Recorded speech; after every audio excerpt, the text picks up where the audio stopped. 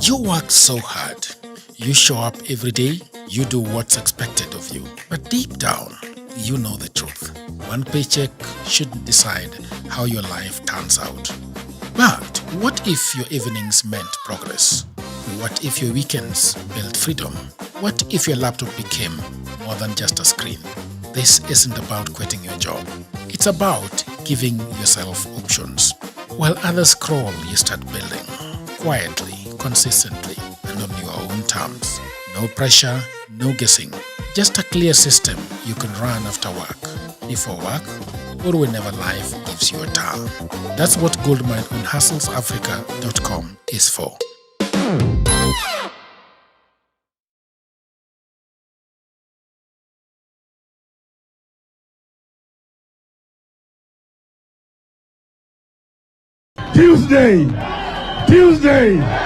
Tuesday. Haikuzo makasi ni watafute uongozi pamoja wasitafute. Kweli una maana gani? Una maana wewe ni binadamu ya mavi ya kuku. Mashamba yetu harambe. Nguruwe kujikanga na mafuta yake na Afrika itakwisha. Padani agosho ngai no mwega naende shode. Wakati hiyo ilikuwa ukisema ngwe ndani ngwe.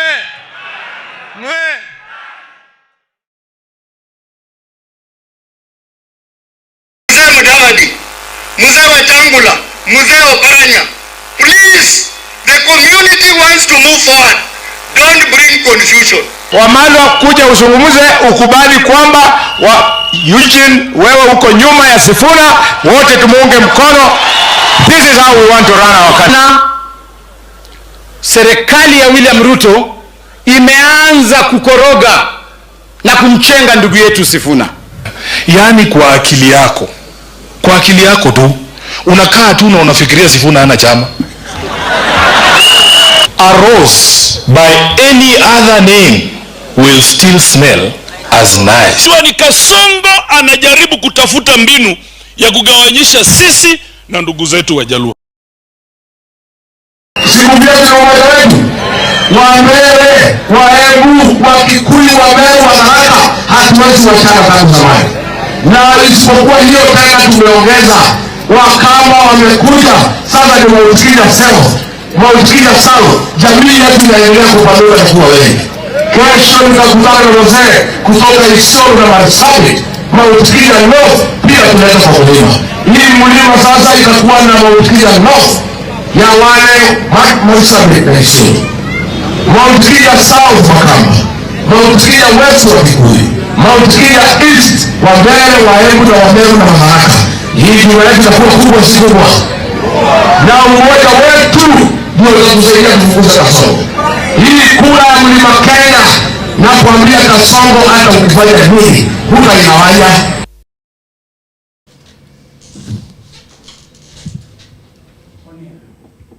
Alright, hello there people of the internet, my name is Gachagua and this is Political Lady coming to you from the City of Glasses at 7:30 in the evening. My name is Gachagua and I'm in the studio with Odhiambo Tieno, the man with the experience, the man with the logic, you know. The other day I was in the studio here with somebody else and I was being interviewed in a morning show and somebody made a comment that was very sly saying that Jagero kumbe unakuanga na akili. Wale majamaa wawili Joakim na Odhiambo ndo huwa wana Joakim is anapiga simu, sijui kwa nini anapiga simu sahihi. Pokea usikia anasema. Hapana, huyu jamaa anataka kuniambia vitu zingine hata sijastaki kusikia. Labda ameona hiyo nini? Labda ameona hiyo. What is going on? My camera is not good. The positioning is off. What is wrong? What is wrong with the positioning? Maybe I should. It is He is saying that the Ambo, you know, has been a cameraman for a long time. Yeah. So please ensure you repeat that. He's probably seeing. Yeah. I think there is something that needs to be done. Yeah. And even though the Ambos is a bit cloudy, I don't know whether it is my phone. The Ambo is a bit cloudy. The flap. Control the flap a little. Flap? Yeah. Control the flap a little bit to control the light. There's too much space this other side, I believe. Yeah. Control the flap a little bit so that the light is. Kijana. He's actually. All right. Yeah, I think that'll be. That's okay, right? Check. Yes, I think. Oh, Jagero, note, every session you have with this has always a lot of views because he has the brain to articulate issues, not the hippo kid. Who is the hippo kid? Joaquim is called the hippo kid. The hippo kid, hippo, Rao, yeah, Martin. Yeah, but Benson Opio. Hii watu ya Jaluo ndo maana rais hawako pata. Hii kelele yote. Uchimo nyango leo ni moto. Welcome Babu this. Thank you very much people of the internet. Evans Odhiambo is saying I really miss you Odhiambo Brian. Thank you very much. I was not happy when one day here Joaquim mobilized goons to attack this in this live chat and continue heckling this for no reason. Huyo jamaa hata ribu hii podcast awache yueyo. Okay, we have this gentleman who has come late. You will wait for us so that we can get you in. Mr. Agutu is saying tuned in. Thank you very much. Mr. Sylvester Mboya is saying welcome back. Odhiambo Tieno, while you away, they terrorized Asego. What does that mean? Yeah, the Asego is Homa Bay. Asego is Homa Bay. Okay. Yeah. Odhiambo, while you away. Good evening, people of the internet. That is Lauretta Adongo, I believe. Velma is saying hello there, people of the internet. Tuned in from Kiambuga Shie. Have been listening after live and today I am live. Thank you very much. Lois is saying good morning. Lois in the United States, so obviously it's going to be good morning for her. George Kiriago is saying, I thought I would never say this, but I missed Odhiambo. Thank you very much. Odhiambo is finally here. Thank you very much. Odhiambo PR. That's what they call you, Odhiambo PR. Yeah, that is my Instagram, Twitter handle. The digital handle is called Odhiambo_PR. Odhiambo PR. Today Odhiambo took me to a beautiful place. I went to see Mama Ida today. It was an amazing conversation. And Odhiambo has always been right. That woman comes with her presence. Yeah. It was beautiful, walking on those lawns and eating that beautiful fish. I really loved it today. Yeah. Mama Ida is celebrating her birthday tomorrow. Odhiambo, she's turning how old? Is that something in the public domain? Yeah, it is, of course. How old is she turning tomorrow? Sweet 16. Let me Google. Never ask women their ages. How old is Mama Ida? Sweet 16. Let me check. How old is Mama Ida? How old is Mama Ida? 16. Born 1950. Yeah, she's 76 tomorrow. Oh, she's 76. Yeah. You know, like old wine. You see how she looks very young. She's beautiful. You saw her one-on-one. Yeah, she's very beautiful. She looked me in the eye, Jagero. which was really beautiful. And then suddenly, a video of mine is going viral that I never voted for Raila Odinga. That video is bad. But you realize one thing. Yeah. That I don't know if you felt it. Yeah. The public perception versus the reality is very different. And not voting for Raila Odinga did you vote for Raila Odinga? It's unfortunately democracy. Yeah, it's regrettable. Yeah, no. Unfortunately, it is democracy. It's regrettable. Yeah, democracy is that. You're asking if I voted for Raila Odinga. Yeah, of course. Hiyo inakusaidia aje? Wewe lazima utuambie. Weka karibu. Wewe ingia ndani kidogo. Ingia ndani. Very good. That is now very good. Yes, how are you, my brother? I am okay. Who the hell are you? Look at this guy. This is the third senator for Homa Bay, my friend. The third senator for Homa Bay? Oh, of course. Man, these Homa Bay people. What exactly happened in Homa Bay, brother? That was empangament. That was a massacre. We call it empangament. Empangament. They planned for us. They planned to butcher us as game. You are from Linda Mwananchi, mrengo wa kulia. Of course, I was in Linda Mwananchi. Jagero, you called me the next day after the event. To tell you what? To ask me how everything de-escalated in the. You were the one that I was asking what happened. Of course. I didn't even know because I was passed the phone by somebody else. Yeah, by Kachola. By Kachola. Yes. Oh, okay. I am the one you are talking to. Beautiful. And what happened in Homa Bay, I think, is something that we should not get to that point because of politics. It got to a point that we were stopped. Okay, we were capped. Are you gonna tell me the truth of what happened? Of course, I will tell you the truth. You're going to I will not wrap anything in my arms because I saw everything. Do you know everything that happened in Homa Bay? I acknowledge everything that happened in Homa Bay from the beginning to the end because I was the first person to enter Homa Bay at 2 a.m. 2 a.m. in the night, 2 a.m. in the morning. I drove myself to Homa Bay at night. Okay. Yes. So when I called the team, they told me that they were parked at Rodi. They were parked at Rudi Kopanyi. Yes. But the principals were still in Kisumu. You get? So we were the principals were in Kisumu. Yes. That's where we were to all meet. What was the original plan? The original plan was to go to Nyandiwa, and that's what happened. Through which road? Through Oyugis. That was dependent. Through because that was not decided. Okay. Yeah, our aim was to get to Nyandiwa and do our campaigns there, engage the people, all right. And then we move towards Sindo, okay. Then we come to Homa Bay. All right. That we did. So you arrived in Homa Bay at 2 a.m. the day before? The day before. What is happening in Homa Bay at 2 a.m. the day before? Thank you for asking. So I get to Rodi. Okay. And then I called the individuals who were there. Okay. They were in an hotel called, I think it was called Sissin Hotel. Sissin Hotel? Sissin or somebody, if I pick its name well. So once we arrived there, I tell my people, instead of staying here, why would we go to Homa Bay? Why would we stay here? Let's get to Homa Bay and at least get some rest. Because we didn't know, Rodi is a very small town.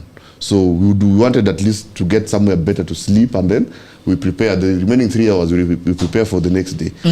When I go to Homa Bay, my friend, still at that time? Yeah, it's like 10 to 20 minutes away. The moment I go to Homa Bay town, it was impenetrable.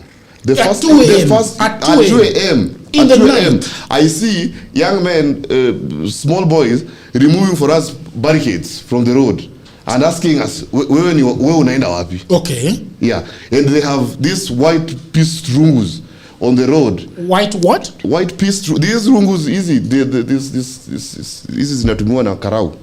Okay. Yes. That probably looked very fresh, that were pieced yesterday. Yes. And they're by the road asking us, where are you going to? And where are you? And who are you? Okay. You understand? So who are you to mean? You're one term or 2 term. And if you say 1 term, they were given instructions. That one they cannot deny. They were given instructions because the police, the reason why I entered, the major reason why I entered Homa Bay, why I was allowed to enter Homa Bay, is because the police were in front of me. There was a caravan of police, a caravan carried almost 50 policemen. That were hooping through roadblocks. Na hao vijana walikuwa wanawatolea roadblock. So wakitoa sisi tunaingia. Na wanatolea polisi, na polisi do not speak to them. Police didn't even say anything. The police were wrapped. You'd not even see their faces. You wanted me to tell you the truth, right? I am. This is a little bit of more than I bargained for. Unfiltered. So that's what I bargained for less. I bargained for less. Receiving more. So the police is kuna foleni ya polisi unawafuata nyuma. Then they arrive where the goons are, and the goons are removing stuff for them. And it was by good luck that I met this policeman. You understand? Okay. It was. I would say it was not by plan or design. It was just by good luck that I met them, and I was following them behind. So I passed through with them until we go to Homa Bay. Then one policeman who knew me gets out and tells me, "Hey, wakili, habari yako?" Akamwambia, "Mimi niko sawa." Are you sure you're doing the right thing? What do you mean doing the right thing? You can't get to Homa Bay right now because here it's nasty. The police are telling you. One police. Okay. Yeah. If I could ask him, if I could ask him to reveal his name, but I don't think he would want. No problem. So he comes out and tells us, "Ikitu, are you guys sure you're doing the right thing?" So I didn't know what he meant by doing the right thing, whether supporting Linda Mwananchi or coming to Homa Bay at that time. Okay. But purportedly, I think it was coming to Homa Bay at that particular point. Yeah. So I get in, then we go to Kwaba because we wanted to go to there's this hotel in Homa Bay, Blue Ridge. Yeah. But when we got there, it was locked. The hotel was locked. The hotel was locked. Closed down. It was for business. I think it was closed down because of fear of retaliation. Probably, or something like it was that. early enough. I don't know. Okay. So we moved to the bar that is called Bistro Bay. Bistro Bay is in Homa Bay, I think, towards the office of the county government. Okay. So we moved downwards there, and we found the place locked as well because there was no noise at that moment. Okay. And we found what were boda that were dressed in yellow. They were written They were written county safety something. I didn't pick it very well. But they were dressed, they looked like they were walikuwa wanakaa hapo mobilized. So I asked them, hey, Saseni, what are you guys doing here? It's very early in the morning. Sisi tuko kazi. We are just driving people around. Kazi gani? That's what they told me, that we're just driving people around. Then after, we go home. What is your suspicion of what exactly they were doing? I thought... What is your suspicion? Initially, I thought that probably they were placed there to man watch the us, people of contrary political alignment. Lakini, I called them mkubwa wenyu, so they came too. So I told them, this is tuongeni, mnataka aje. Then the guys were like, honestly, with us, we're here just to work. And by 6 a.m. you're going, what do you mean by working? Saa hii saa 8 usiku, mnapeleka watu wapi? No, sisi, that's how we work. We walk around town, we get orders and blah, blah. I told them, okay, fine. So, could you work with me? That's what I asked them.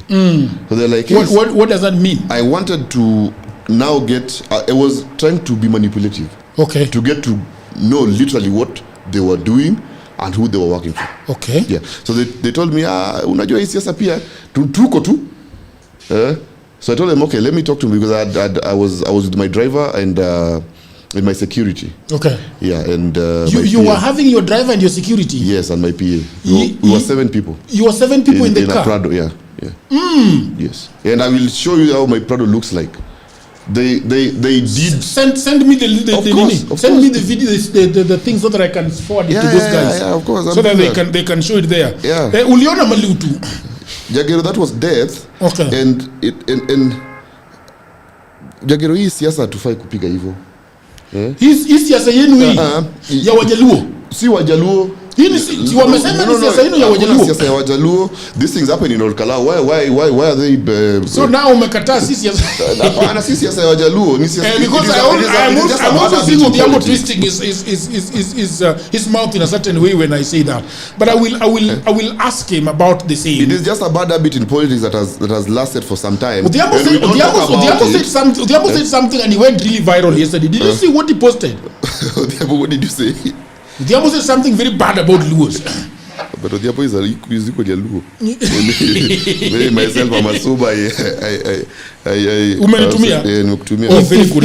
If I want to ask Frank to download the image of Kerugoya level 5 hospital, just download it.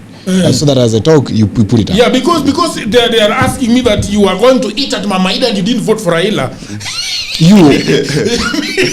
that is your battle.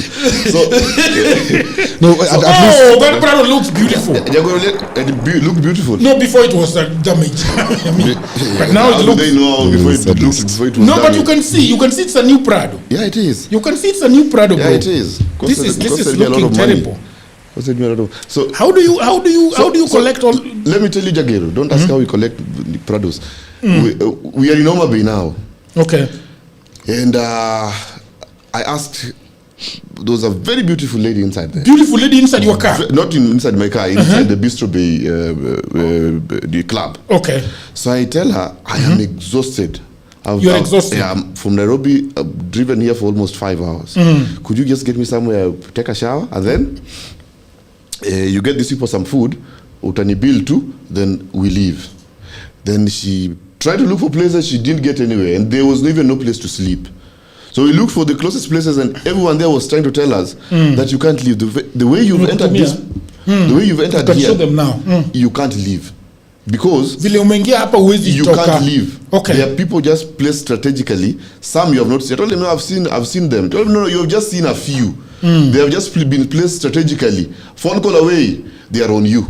And your car will be gone. Okay. And I'm told, though this is unverified, but I'm told that if they destroy a car, there's an amount they're given. Now, ukipiga mheshimiwa, there's also some amount you're being given. I don't know. So that is unverified information. That is unverified, but it looks because it looks like they wanted you and they wanted your vehicle. Yeah. And they wanted the beautiful women in your car. So that. No, I didn't have any beautiful women in my car. Okay. I only had my personal assistant, my security, and I also had my driver. Okay. There are no beautiful women. That's fine. That's fine. Yeah, you can break a home.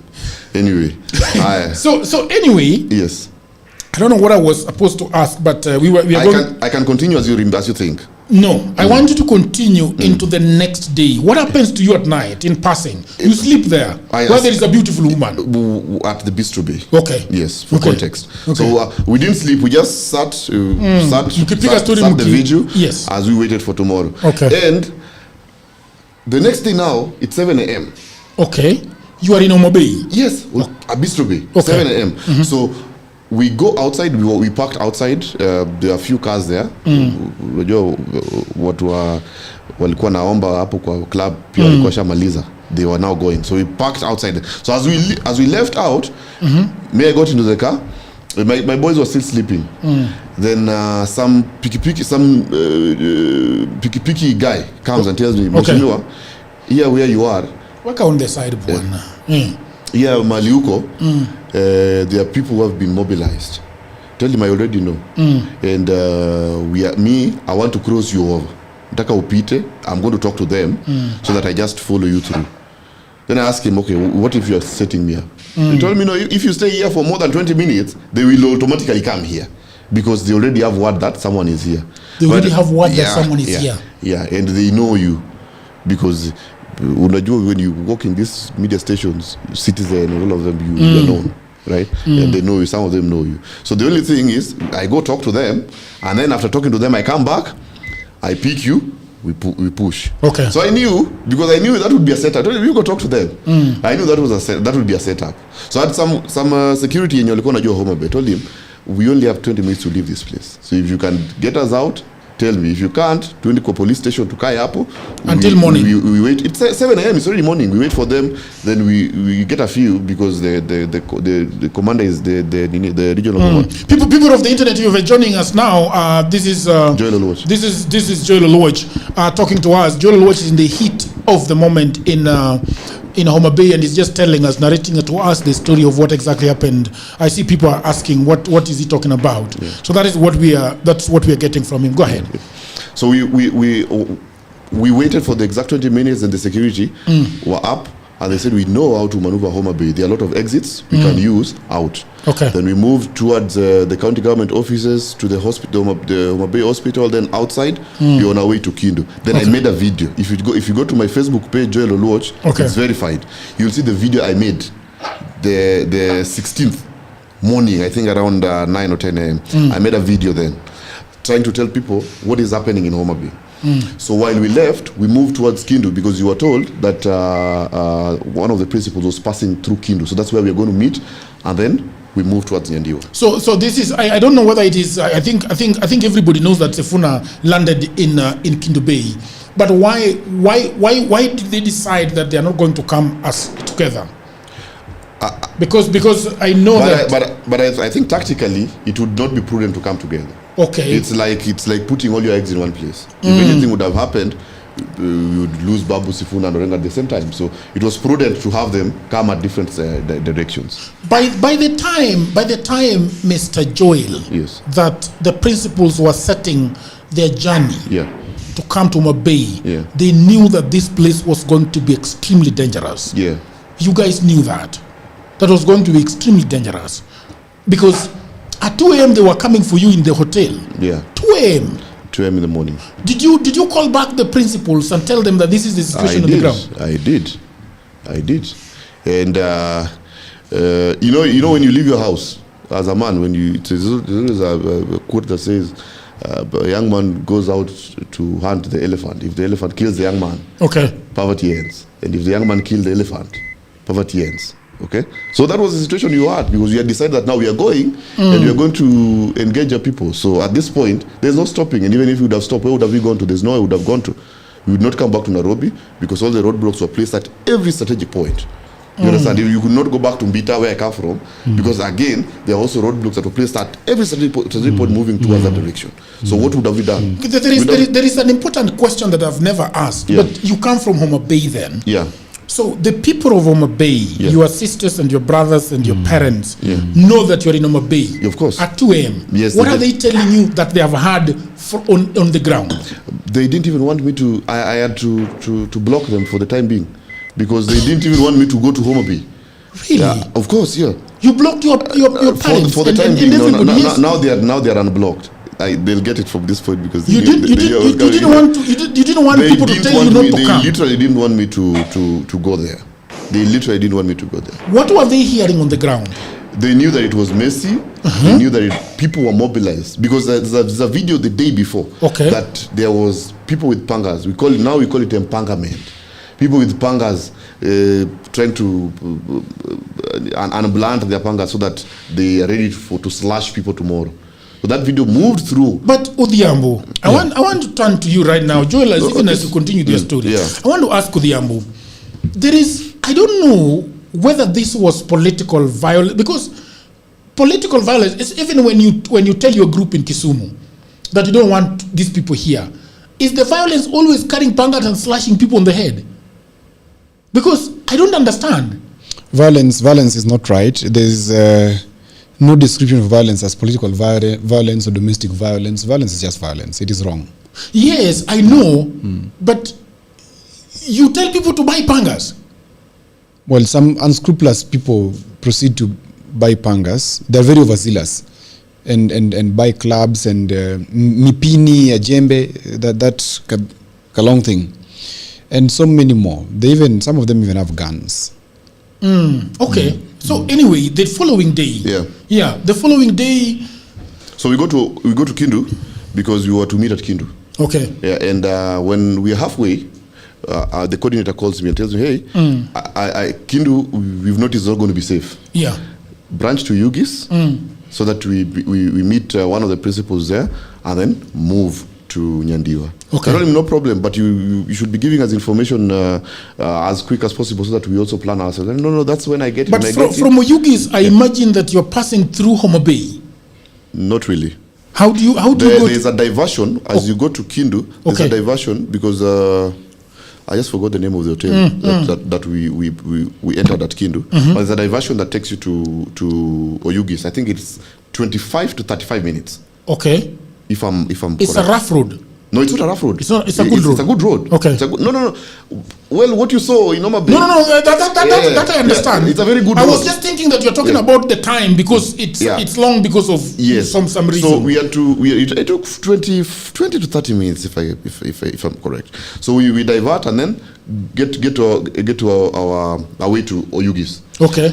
So the moment I go to Oyugis, because I thought we were going to meet in a hotel that I will not disclose. So while we get there, then I see cars passing very fast. I'm like, I think this. What kind of cars? Probox? Just the Prado cars and the ones that the principals were having and their assistants. Okay. Yeah. So I said instead of calling these people to ask where they are, let me just join the convoy, and then I think we're going to meet in front because now the alignment was already structured. Okay. So I joined the convoy.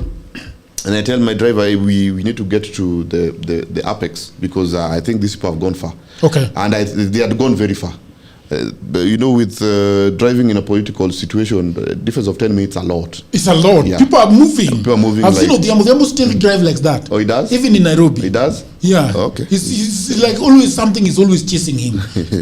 He will learn. Yeah. Anyway, okay. So, as we moved towards... because I learned as well. You cannot drive slowly. You cannot drive slowly. How do you drive slowly? Odhiambo is always driving. Even today, bwana, tulikuwa na Professor Kogari. Boom! Boom! Slow down. That's why big cars are good because they have very good braking systems. Yeah, they do. That's and the shock absorbers. And the shock absorbers. Yeah. Go ahead. So we are at Yugis, and now moving. We are already joined the convoy. All right. Headed to. We were going to Nyandiwa. Okay. Yeah. So they were Nyandiwa leaving the route Homa Bay, going round Homa Bay. Yes, but we joined at Rodi and the road to Ndewa. That one I can remember. Okay. Yeah. So we went and then joined back to Rodi and used the road to Ndewa. Everything was still fine. No. My first instance was at Rangwe. So we are at Oyugis moving towards Rangwe. I think there was 25 also to 30 minutes if I can context it correctly. So while at Rangwe, we meet our first all along. we are passing with those our raging cars, and everyone is just one time. So you get the excitement, and also come, you peep your head through your sunroof, through the sunroof, and tell them one time, and they are happy, and everyone is chanting one time. As we move. Now, my first is now we get to Rangwe. Okay. You know, I know Rangwe very well because I used to be, we used to campaign with Governor Kinyero in 2022. So I used to go to his place so often. Yeah. So when I get to Rangwe, you like it when you go against the wave. You know, I don't like it when I go against the wave because you are with Kidero against Wanga. Now you are with my grandfather one day taught me that as a man, one thing you need to do is sit down, evaluate the situation, analyze everything, and look for something that entices you, something that you feel is correct for you, then support it like death. Yeah, support it to the core. Support it to the core. So by then, it's Kidero who I sat down with. I think he can ascertain. And we talked for almost 30 or 1 hour. With him? With him. Before he started his campaign? Yes, I told him my idea of Homa Bay, which was the same thing he had for the people of Homa Bay. We discussed at length, and then after, we started to work together. So you were doing senatorship? I was still doing senatorship. And he's doing governor? He was doing governor. And you both found yourself in a ditch? But no, by then everything was still, it wasn't that rapacious. Yeah. But let me continue with what happened now. That was just a reminder. I think that you're going to take it this time around. This time around, I also think I'm going to take it. You receive my blessings. Thank you. And I also asked for a vote for my brother here. I know he's my constituent in Homa Bay. Yeah, he's also trying to get a very small tiny part of it, which is Kasipul Kabondo. I wish him all the best. Kabondo Kasipul or Kasipul Kabondo Dhiambo? Kabondo. Flat. You want to take Mama home? Kabondo Kasipul. Mama's worked very well, of course. It's just about taking her home. It's about ideas, competition. She's done well in education. She's done well in a bit of security. I don't like the way your Nini is today. Why can't it be like this? Like you want it to be like this, this. Yeah, now you know you are OCD. Please don't bring your OCD. Looks like the story is beautiful on this corner. Can we go on? It's okay. So we are at Rangwe. Then you are late by 4 hours. Yeah, I'm not really by 4 hours. There's a big distance between. No. I'm saying you are supposed to be in Ndiwa. Yeah. At a certain time, but you are late by 4 hours as you go to Ndiwa. Yeah, it's at this time it's already 9. It's already 10. Yes. At this time, no, it's not 10. At this time it's already 9. Yeah. Yeah. So we are at Rangwe. The other parts, everyone has shouted one time, and you are happy, and my people in the car like, hey, this thing is ours. We are very happy. We are very happy. So I get to Rangwe. And the same thing, I see people, and then I also put my head up. Put your head up. Yeah, because when you meet people, you tell them one time because you're happy. Okay. So we have, decisions are made through patterns. What you've seen behind there, you think is what you'd see. Moving. I can't get to Rangwe there. Then they start pelting stones at us. Okay. You get? Yeah. So the first stone hit. So the first two stones.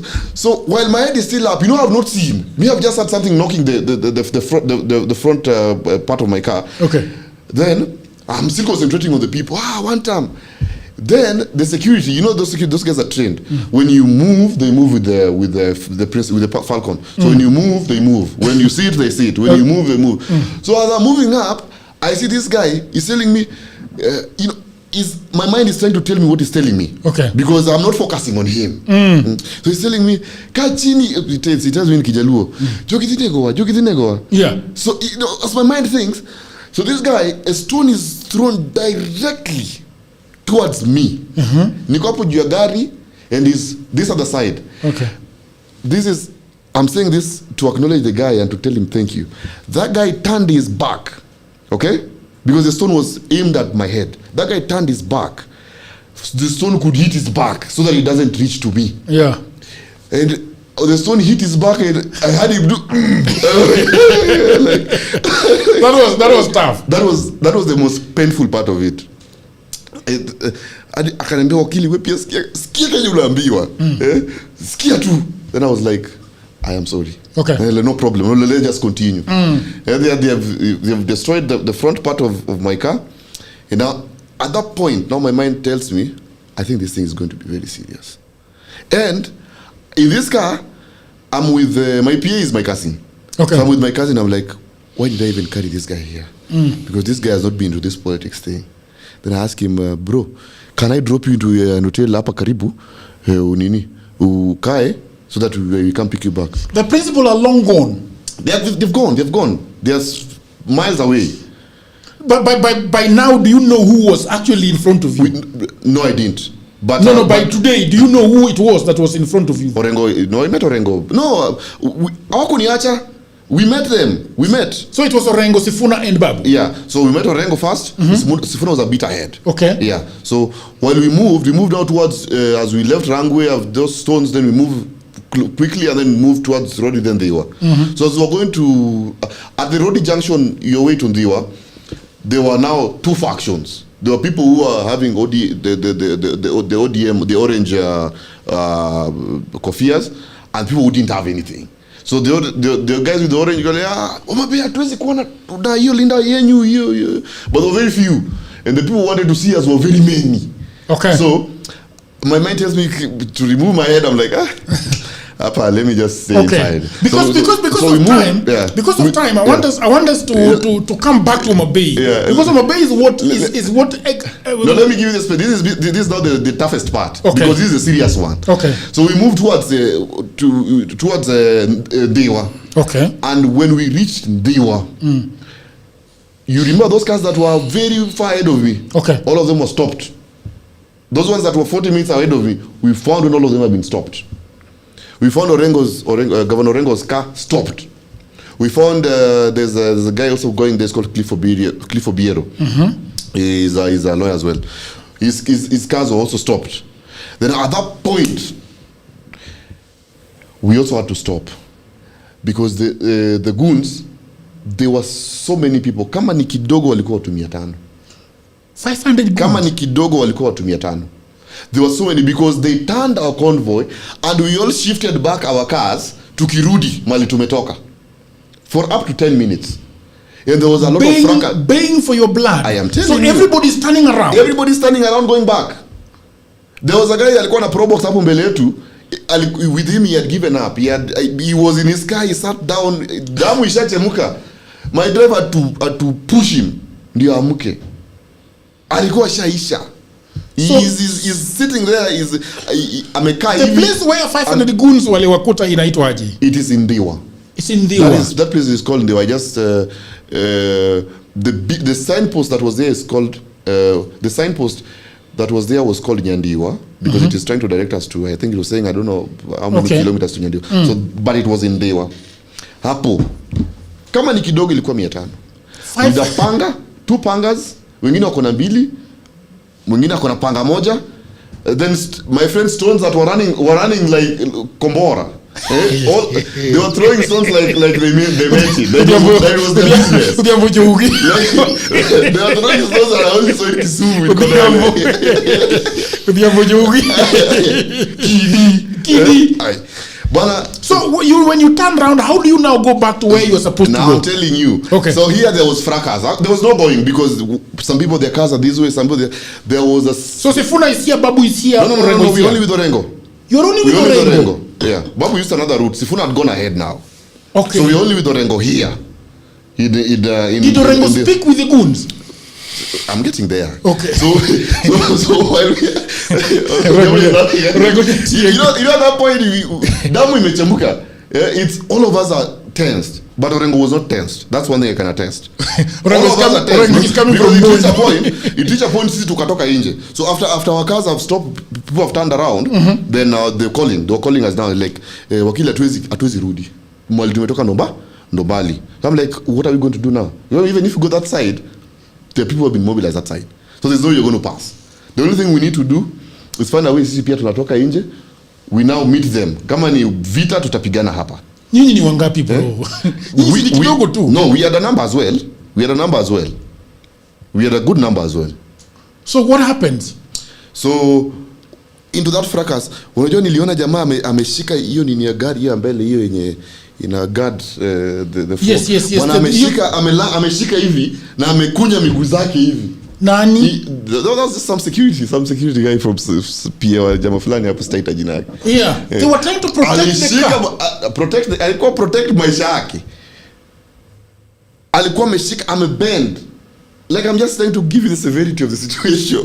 Anyway, so after hiyo fracas yenye kila mtu ameshagongana hapo after 5 or 10 minutes. Then you are like tutoke. Mimi nimeona Governor Orengo akitoka huko. Then my security comes out akambia, Governor ametoka. What do you think? Nikamwambia ametoka. Then there's nothing I'm doing in this car. Dipeleke huko pia.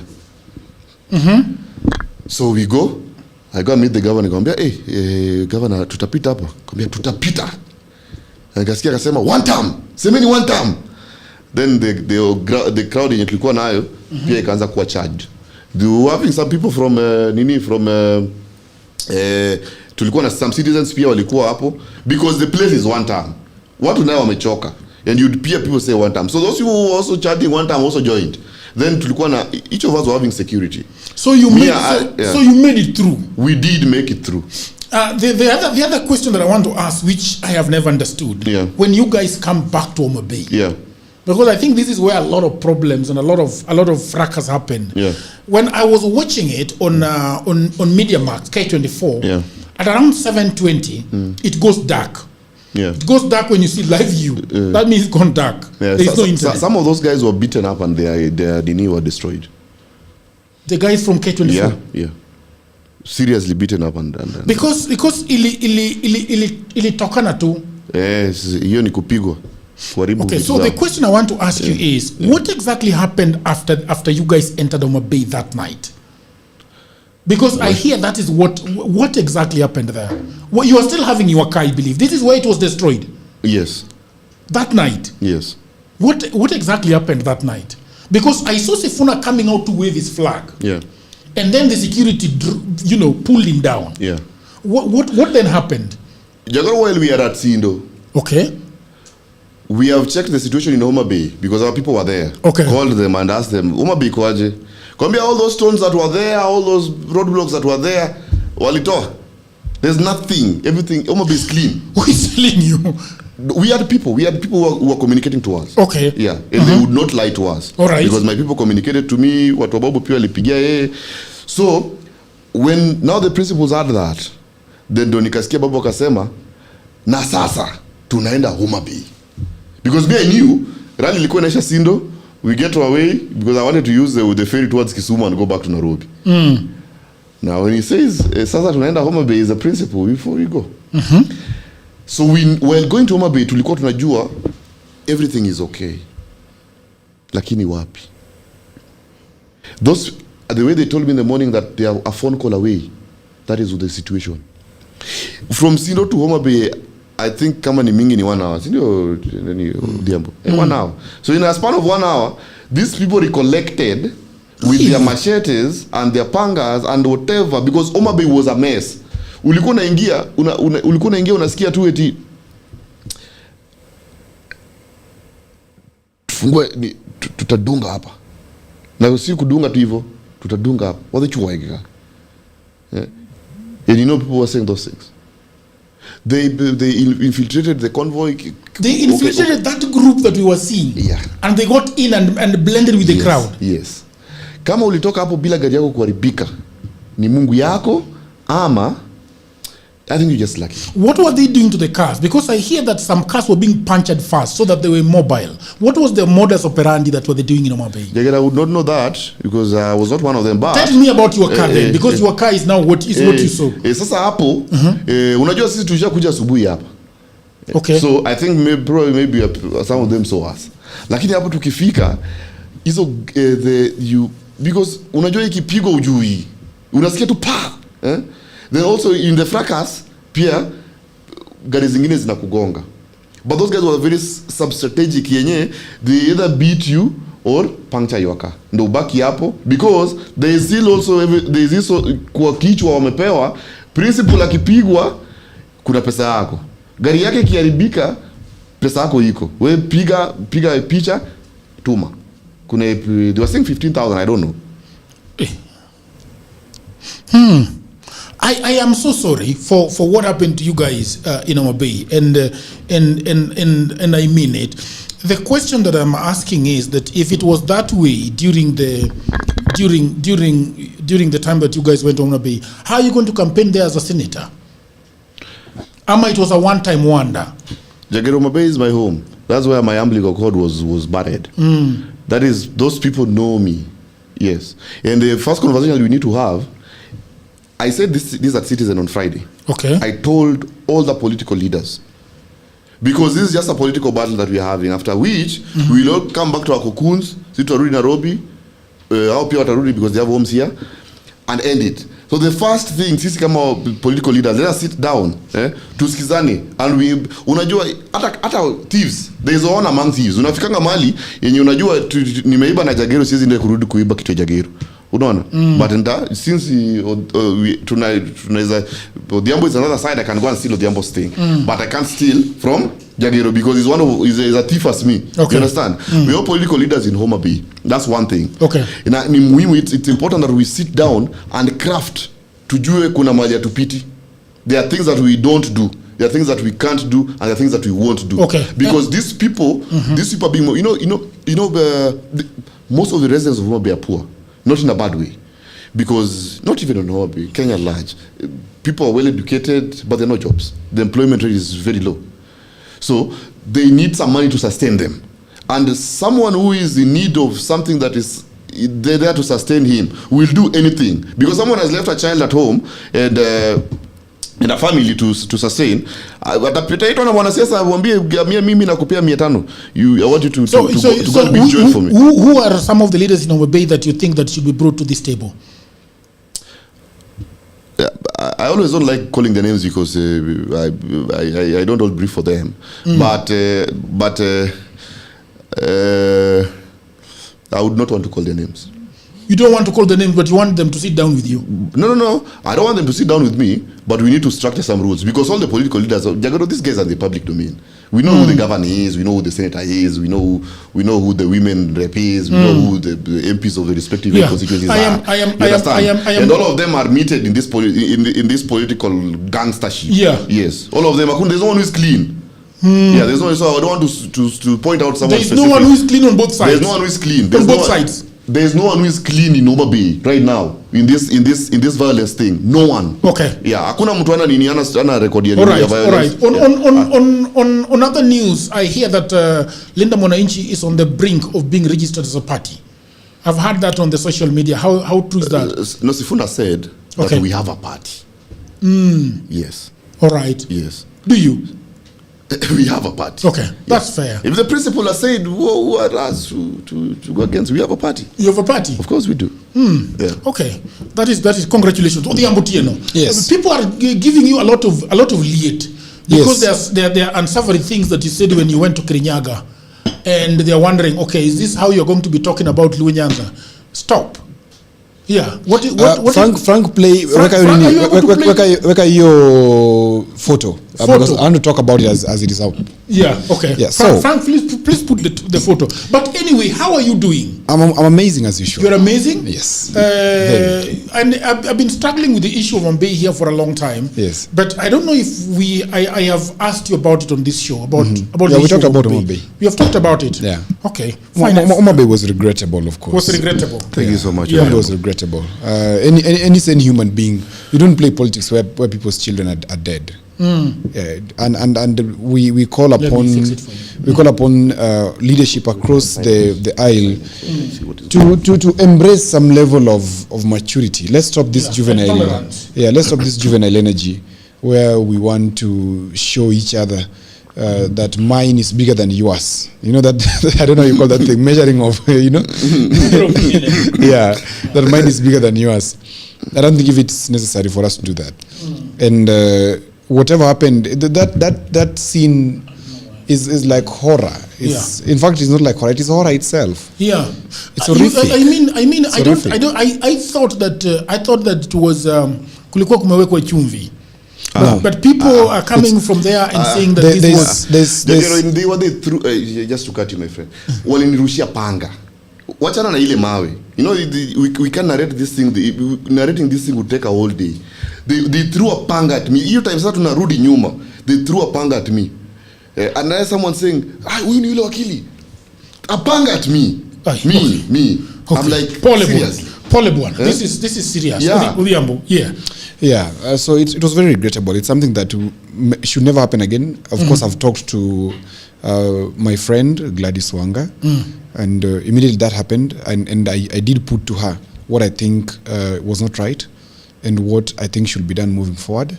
Of course, I'm not any important to the system of Homa Bay, but at least as a citizen, I did reach to her. As a supporter of Gladys Wanga, I did tell her, this is what I think is not right, and this is what I think should be done.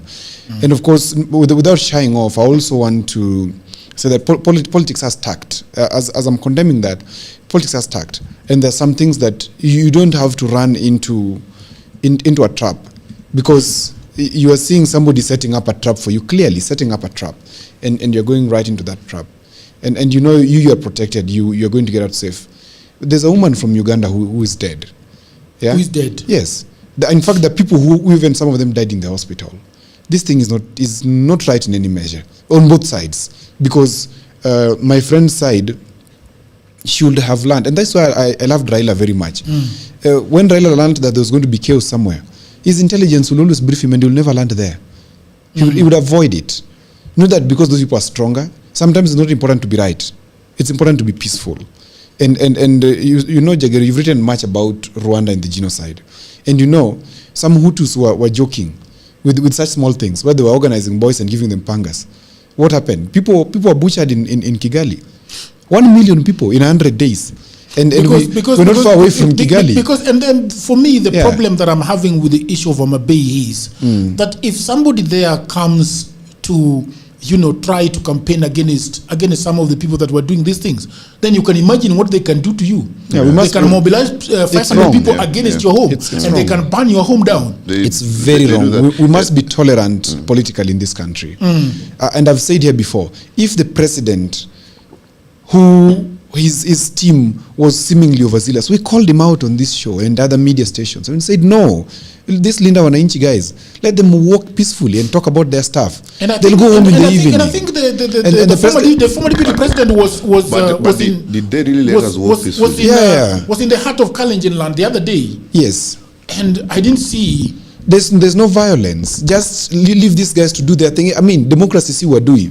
Sasa si wadui. Wacha watu wafanye sasa yao, ikifika jioni wataenda kulala, and we wake up and people go and vote. Fighting, especially this fighting that I saw in Homa Bay, will only lead to voter apathy. Voter apathy for both sides, because people say, why am I going to vote? People can kill themselves there. In fact, yesterday, at a funeral in Kabondo, where I come from, the Catholic priest there refused that politicians are not talking at that funeral. From what I hear, that if people, these politicians are taking people's kids to go and be killed, and that's the brand that politicians are now getting. It is wrong. So we must, all of us must practice tolerance, and let us stop this juvenile energy of starting to measure dicks. We want to see whose dick is bigger than the other. It's not right. Yeah, it's evil. In fact, whoever sponsored that. I don't have the evidence, of course, whoever sponsored, but we saw Kaluma talk openly on top of a car, and he's not arrested to this moment. Kaluma is the most present evidence that needs to be somewhere in the police cells, maybe trying his head against the wall. Sorry to say that. But because people's kids also died, can he also go and try his head against the wall and feel if he will be okay? So it's really sad. Anyway, so yesterday, I was in Kerugoya.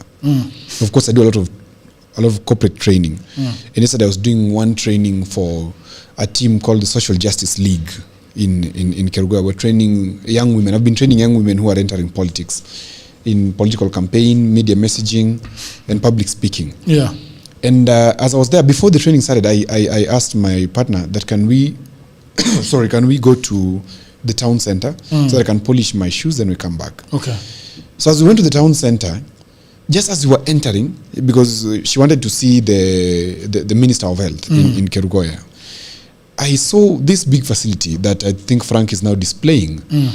And it was looking so beautiful, and it was written Level 5 Hospital Kerugoya. And I asked myself, is this a private facility or public? Then I asked my partner, what do you think this is? Is it a private or public? She told me, this is where the minister actually sits. I'm like, you don't mean. Ebu, let's get in here. So as we're getting in, they told us, no, it is not actually this block, but the next block. The officers sit on the next block, the old block. So, as we went there, and we parked the car, I told her, let's go back. There's something I want to see for myself. Because it was looking more than Aga Khan. Okay. This Kerugoya hospital, and I believe now it is showing. So Kerugoya County Referral Hospital, it's showing. Yeah, as we come back, I am wondering, this is county government or national government? Then I take my phone and Google Kerugoya level 5 hospital, and that is it. And it brings to me that this hospital was built across 3 years, financial years. That is 2018, 2019, up to 2023. And the total cost of this hospital is 1.6 billion shillings. Okay? Then I say, you know what? Let me do a video just to ask our governors from Luoland, where is our money? Because if in 3 years, this is just 1.6 billion.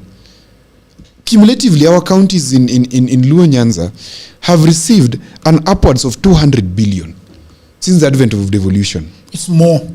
It's far much more. Yeah. But I'm using the lowest measure, 200 billion cumulatively. Yeah. You can now remove the phone. Yeah, you can now remove it. There's no single county in Luo Nyanza that has constructed a new level 5 hospital from ground up.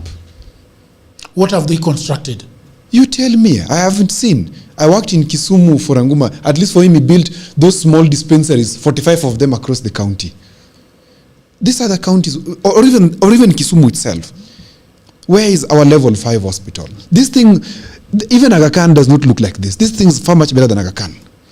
And so I did a video and asked, what is our money? What is our money doing for us? The same way you asked, what did Uhuru do with our money? Yeah. So me, I'm just querying, what is our money doing? Because this is Anwai Guru. This is not money from the national government. This is devolution. Everybody's being given their own share, and don't have to build it in one financial year. This lady, can you get us the Kisi? The Kisi. What yeah, is get us the Kisi Mother and Child Hospital. I also want us to show that, because I am going to Kisi, because Luos really abused me yesterday for showing this. They say that they said that I am. There's one who is called Dikembe, who works somewhere in these ministries, abused me and called me daft for sharing this thing, and I was like, surely just Google. It's there on Google, Jagero. That Anwai Guru, and I've said about visions, and I've said our Luo counties are running without vision, and most of these counties. Anwai Guru set a vision called the Mountain Cities Vision 2032. Under that vision, one of the tenets was to establish proper healthcare. Now, you go to, and as I posted this thing, Kikuyus were now commenting. One was telling me, go and see what Muranga, the governor of Muranga, has done. Go to Kiambu and see the level 4s that has been built by Wamatangi. And I'm willing, Jagger, to go there without pay and document. So we have to compare these things. Go to, and actually one told me, there's a lady called Wanjiru, who I knew sometimes back. Yeah. She told me, I have actually worked in Kerugoya level 5 hospital as an intern. It has the best facilities inside it. Go there and see. It is rare for you to find people supporting government, but these people supporting their own. So I asked, what is our money doing for us? I've been abused terribly. Have you found the Kisi level 5? The Kisi Mother in Teaching? You can send it to him. I'm sending it to you as well. Yeah, but Odhiambo, I have always, Mr. Joel, I have always talked about the lack of development in Luo Nyanza. Yes. And some of the things that I've said about Luo Nyanza, people have always said that I am a saved Luo, Anje Luo Mawar. And people have said that we unajifanya sana na hizo kizungu zako. And it is just true that the problem is that and it is because of our bad leadership. And the kind of bad leadership that is now in full display in Homa Bay. These are people that were raised. Their hands were raised in rallies. That's correct. And That's told correct. that you are going to be leading. Yeah. I mean, we know where Opondo Kaluma is coming from. Who was he before his hand was raised? I mean, Gladys Wanga is not the person that should have been the governor there. We had Magwanga, who the Ambu will accept, that is one of the people that started buying buses in his constituency. In Kenya. In Kenya. In Kenya, using CDF money to buy buses. Magwanga is the man that was not allowed to lead Homa Bay. Yes. Yes. Magwanga is the man that was Kidero. I don't know about Kidero, but he's okay. But they were never allowed. Of course, and the level playing field of playing politics was tilted to favor has few. never been allowed in Luo Nyanza. Yes. And I think that everybody in Luo Nyanza used to say, Diambo is the one who has always told me that once you get into Orange Democratic Party and you have the nomination, you go and slaughter cows because that is a win. Definitely. All right? Definitely. People would go and slaughter house because they have got the nomination certificates. And that meant that they're going to be there. Yeah. And therefore, in Luo Nyanza for a long time, if Joel doesn't align himself, then nothing really happens. Nothing comes out of it. That's very correct. And this is why this level I've sent him. So if you look at whatever I've sent him, and Jagero, look, even in Kisii, even in these other counties, there's always this handpicking by political parties. It happens. Parties have direct nominations as part of their constitution in terms of getting a candidate. Okay, that is fine, but let me just finish. There are people who swore. Let me just finish. We have had this. Okay, it doesn't mean that when you get to power through that means now you can't work for the people.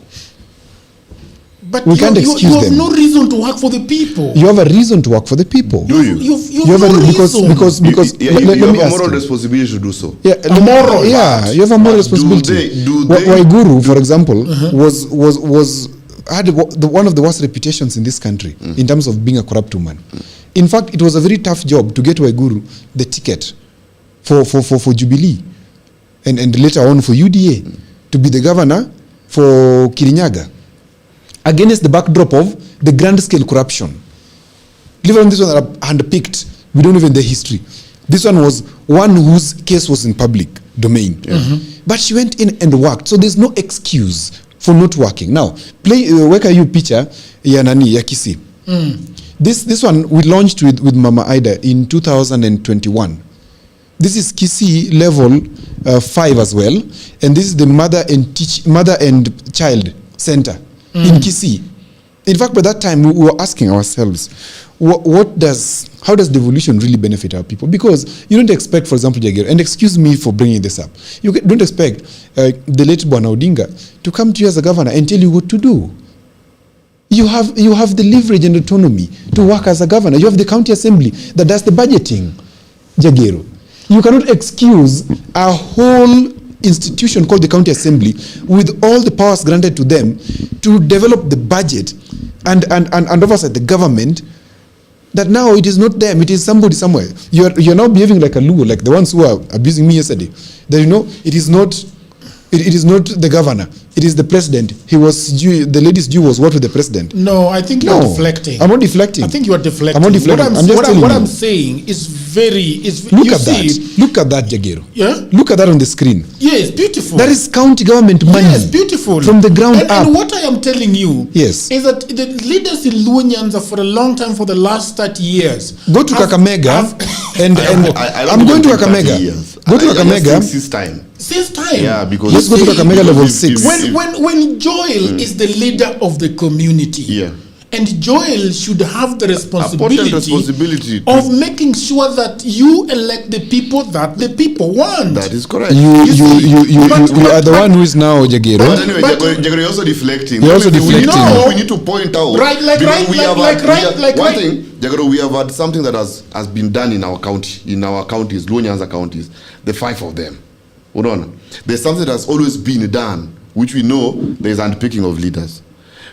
through a segment that we respected so much that we never. Do you believe that it is the handpicking of leaders that has contributed largely to this issue? Of course not. If you're lazy, you're lazy. Hear me out. I think it is the handpicking of leaders that are cemented this. Okay. Because you know that you are assured that you will be handpicked again and again and again, so long as you don't say anything that is contrary to what the principles want. And therefore you don't need to want. Even if you are lazy. Yes.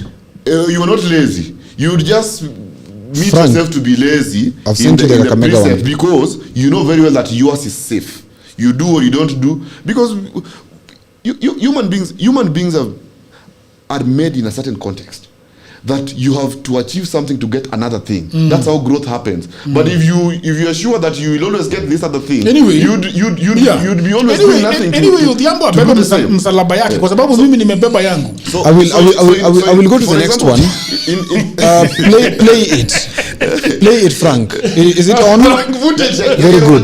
Bring this closer to you. You know, in 2021, that is where money was stolen, and when an audit was done, they went and burnt all the finance offices in Oman. Now, you remember that? Frank, the photo is up. Now, what you're seeing on your screen now is Kakamega Level 6 Hospital. When the groundbreaking was being done in 2016, I was there under Oparanya. I was there, and I remember it was very elaborate when they displayed the artistic impression of what the Level 6 would be. This is a 6 billion shilling facility that has been constructed largely by the county government. Until recently is when the current governor, out of abundance of interest, said, since Level 6 is under the national government, let us request for support from the national government to finish it. So there is matching where he's bringing money, that's Governor Barasa, and the national government and the military, they're also contributing to help this Level 6 done. By December this year, this Level 6 will be functional in Kakamega. So you tell me, Kakamega is receiving some money just like Kisumu, just like all these Luo counties. What are we doing with our money? Now, can we go to the tarmacs? You're afraid. The point is home. We have gotten your point. Yes, the point. But now we also need to find solutions to our people because also, you know, Luos are. There's something we have. Bravado, we are braggadocious. Braggadocious. I've never understood what does it mean, by the way. We are conspicuous in nature. Okay. Yeah, we just like to be called Luos. Yeah. We just like to identify ourselves with Luoism, which is good. Okay, that even if there's something wrong with us, they would never want us to say it publicly, because I know nikitoka hapa I'll be receiving some calls or some my Facebook tutakuwa na matusi. What wanakutusi? No, when you say something against a community and you do it publicly, and you say something that in as much as that it would help our people and at least open our eyes, people would not want. You see, Odhiambo has explained himself so well, but I don't see the problem of what he was saying. But you're saying people were abusing him. Yes, it is right now. It is a lot of views there, and they're abusing him. Yes, so and unfortunately, the people that are abusing him are the people that he was speaking to. So our people would literally it is called sycophantic fellowship. Yeah, where I would love Odhiambo, even if Odhiambo is naked at one point and people are saying Odhiambo is naked, I would say no, Odhiambo is clothed. You understand? That is the type of politics that is in Nyanza. In as much we had Governor Cyprian Awiti. Do you think that we are the one who used to walk barefoot? Do you think that we are going to turn and make his own English? Yes. Yeah. Do you think that we have turned a new chapter? Are we turning a new chapter in Luo land? I think nationally, I think progressively we have turned a new chapter. You know, the timings and faculties of growth and existence in itself will bring the change that is needed. Even if people don't want it, it will always happen. So at this point, there's a wave that is happening nationally. And the timing of it brings about people, it raises people in that context that come and join in that movement. People are suffering nationally.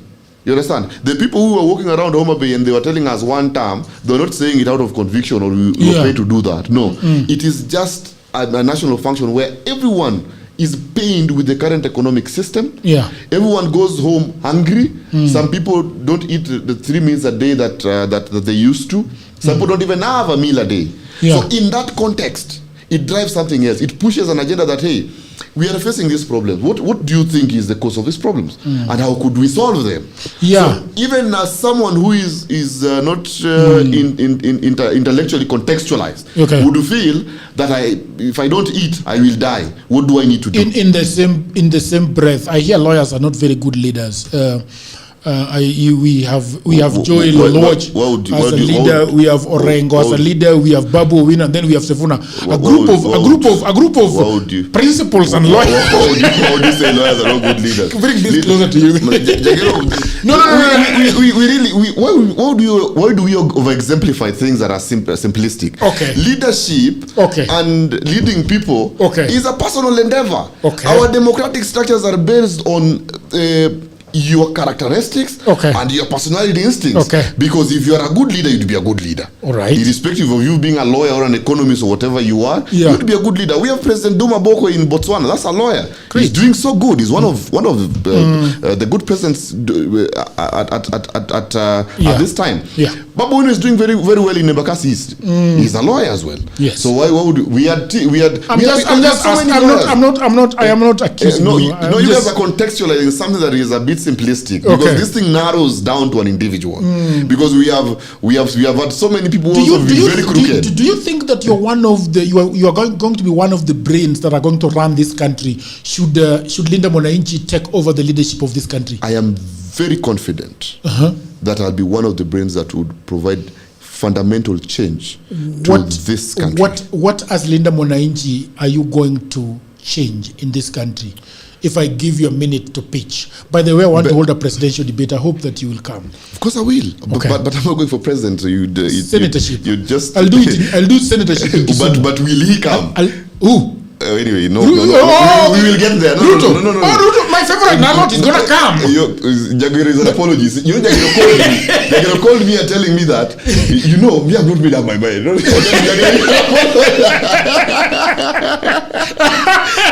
But I am an apologist. No, just come out straight. Just come.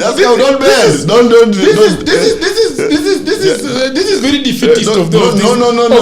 No, Joel, I am a vote that is on the table that is telling you I have not made up your mind, and you are telling me that you have made up your mind. But you don't have. You can be seducing a lady, and you know very well that this lady, she doesn't like you, she likes you. It is just contextual. So whatever you say doesn't mirror what you propose to be saying. You think. I don't think. Let's continue. No. I want to ask you. Ukinialao. I want to ask you. Okay. Do you think that I have no empathy and sympathy for Linda Mwananchi? I don't know. You're the one who knows. You're in a better position to respond to that. But you can say it. You're the one who can respond to that honestly, the way you told me to tell you about Omabey honestly. Okay, so can you answer yourself? Which one? What is the question? No, I want you to ask whatever you've asked me. What have you asked me? Are you an apologist? Are you a government apologist? A government apologist? No. Who is your favorite Nilot? President Ruto. Okay.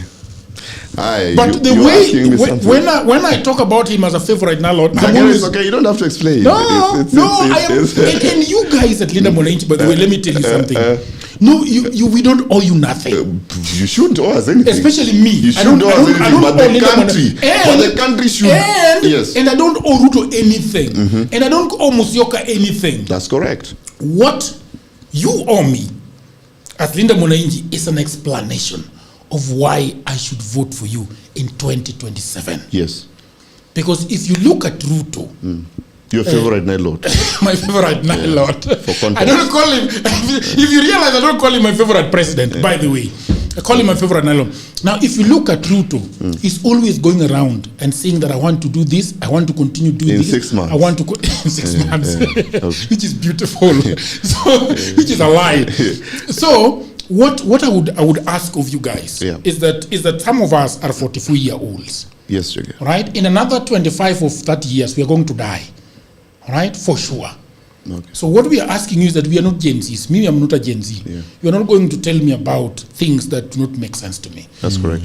And I think that as Linda Mwananchi, if you want to come to a 44-year-old who is running a company, Yes. who is running a media house, a branding company, Yeah, a very successful one. there is a language you speak with him. That's correct. Right? Yeah. And if you go to the Gen Zs, who, if they are left, sahi mimi bibi akiniacha, I'm not getting married again. That is your decision anyway. Okay. You see? Yeah. Yeah, I'm not. Okay. And sahi, if KRA knocks this door and says, whether Sifuna is the president or Ruto is the president and knock this door and says, but I owe the money, they will close this thing down. That's correct. So, Mimi, I'm at that point where it matters to me what a presidential aspirant tells me. Yes. So that is why I don't like Nyong'o. That's why I don't like your Orengo, because I think he's done very poorly. Not your Orengo. You don't like Governor Orengo. Don't say your Orengo. Let me look from Orengo yenu. Mimi, I'm also just there as a yeah. Because that's why Jagera was saying. Yeah. There's simplistic matters that we need not to complexify. Okay. I go to Linda Mwananchi as Joel Oluoch. Okay. Someone who is aspiring to be senator for Homa Bay and wants to share ideally the plight of people of Homa Bay, because I know here there are some fundamental things that rhyme with what I believe Homa Bay should be. You understand? So that's how I join in as Linda Mwananchi.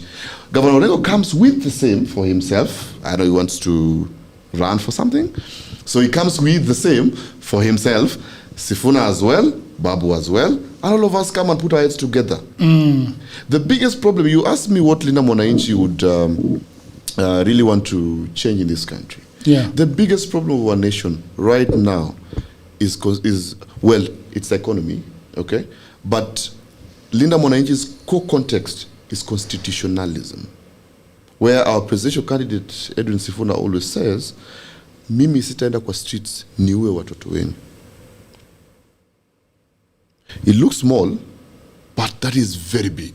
That's a very big political statement.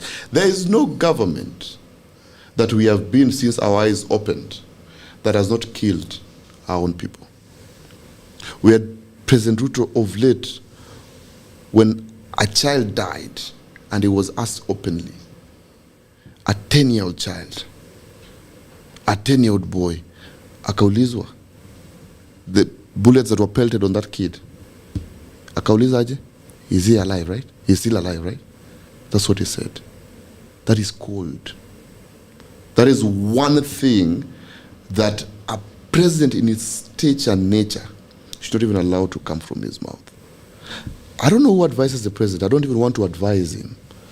But some people say that he advises his advisor on how to advise him. But that is his context. Okay. But there are certain fundamental things that when you're running a country, even me, I'm running a very small campaign, but I'm not Mr. Know-it-all. I sit down for this people tell me, hey, this we need to do this, you can't say this here. This is what these people. You listen to your people, okay? And above it all, you have to follow the Constitution. The Constitution is the grand norm. People bled, people sweat to bring this document to life. So as we fight on our economic structures should look like, the first and foremost thing that you should merit upon your leadership of this country is leading this country constitutionally. That is not negotiable. Even if it is hard, even if it is perceptive, even if it is something you don't want to do in your capacity as the president, what takes you there is you being brought to that through a constitutional process. You need to respect it. You need to protect it. You need not to do anything that doesn't go against that. Even if His Excellency Sifuna is elected, and it goes against the constitutional structuring of our country, I will be the first person to tell him, you're wrong, and this is not what we stand for. Okay. I think that is good. I would like to invite you for a political handbrake where we'll be one-on-one with you.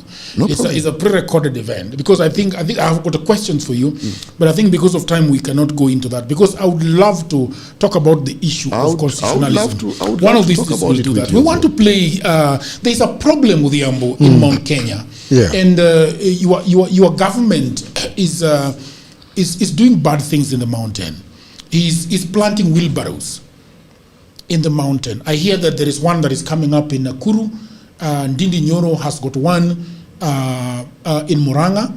And there is another one coming up in Meru. Can you play the video for Kindiki? There are 2 Kindikis, number 4 and number 5. So that I ask you, I wouldn't really want to ask you as a government apologist. I would like to ask you as an analyst, the idea of divide and rule, because I think that's what's going on. You have it? Government apologies.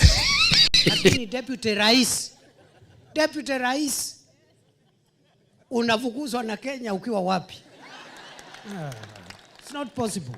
Wezekani, it's not possible. Ati mimi Kenya nzima ingangane mpaka ni it's not possible. It's not possible. It's impossible kabisa. So mimi naomba tu tuheshimiane. Naona kuna watu wako na kiburi mingi. Mtu ana sera, ana content, chama yake hata hiyo sura ana.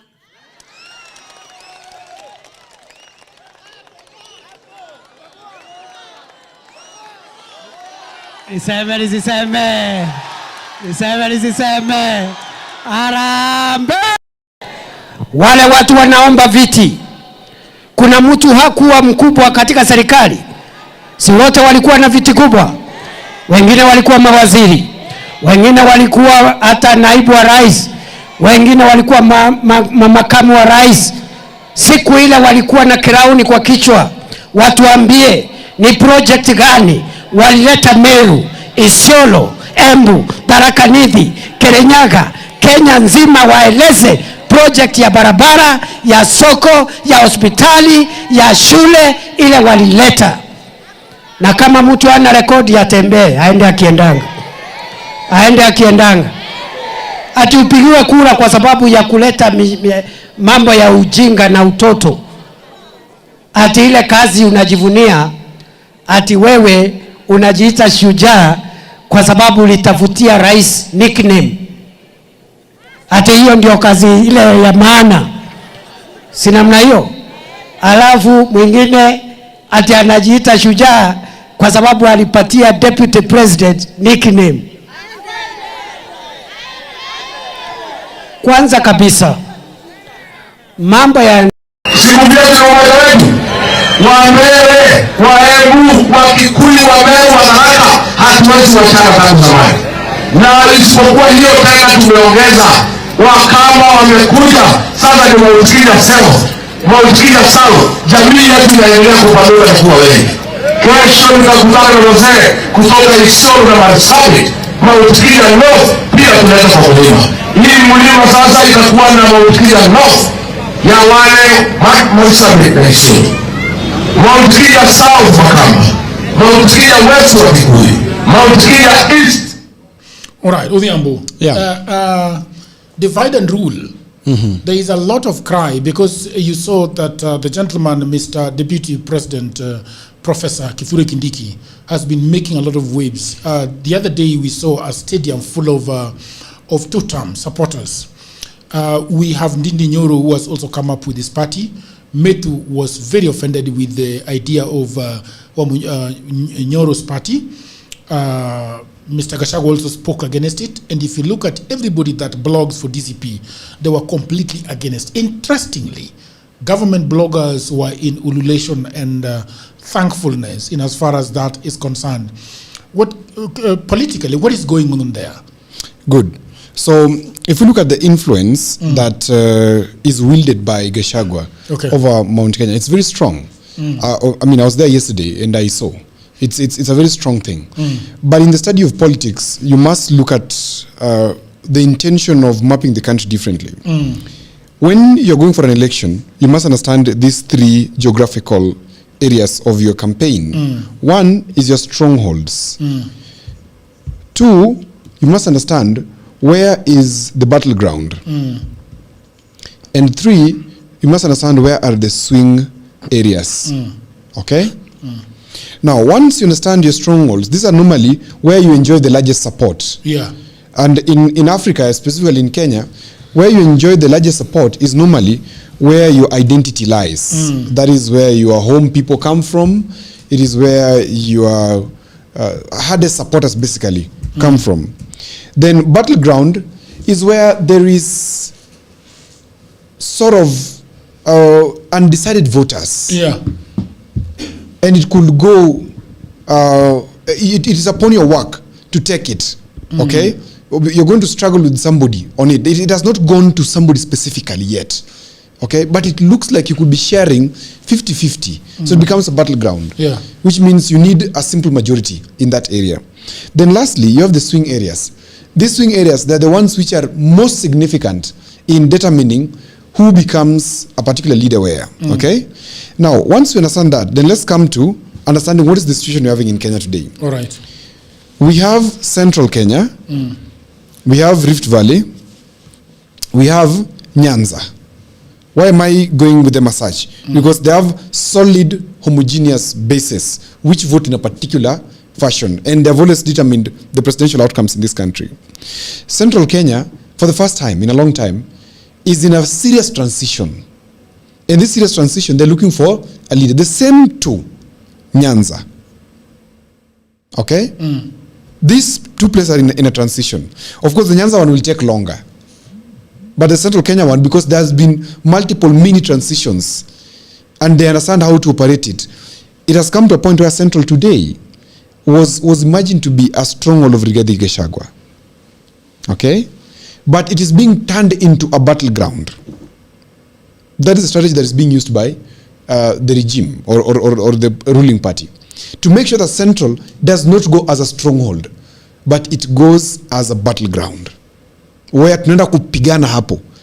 Uendi nayo yote, nitachukua kidogo uchukue kidogo, ama nitachukua kidogo uchukue nyingi, but lazima tupigane hapo. Ama iende kwingine, si lazima ikuje kwangu, ama iende kwako. Iende kwingine. Iende kwingine. That's also a possibility. Okay. So, Rift Valley is a stronghold.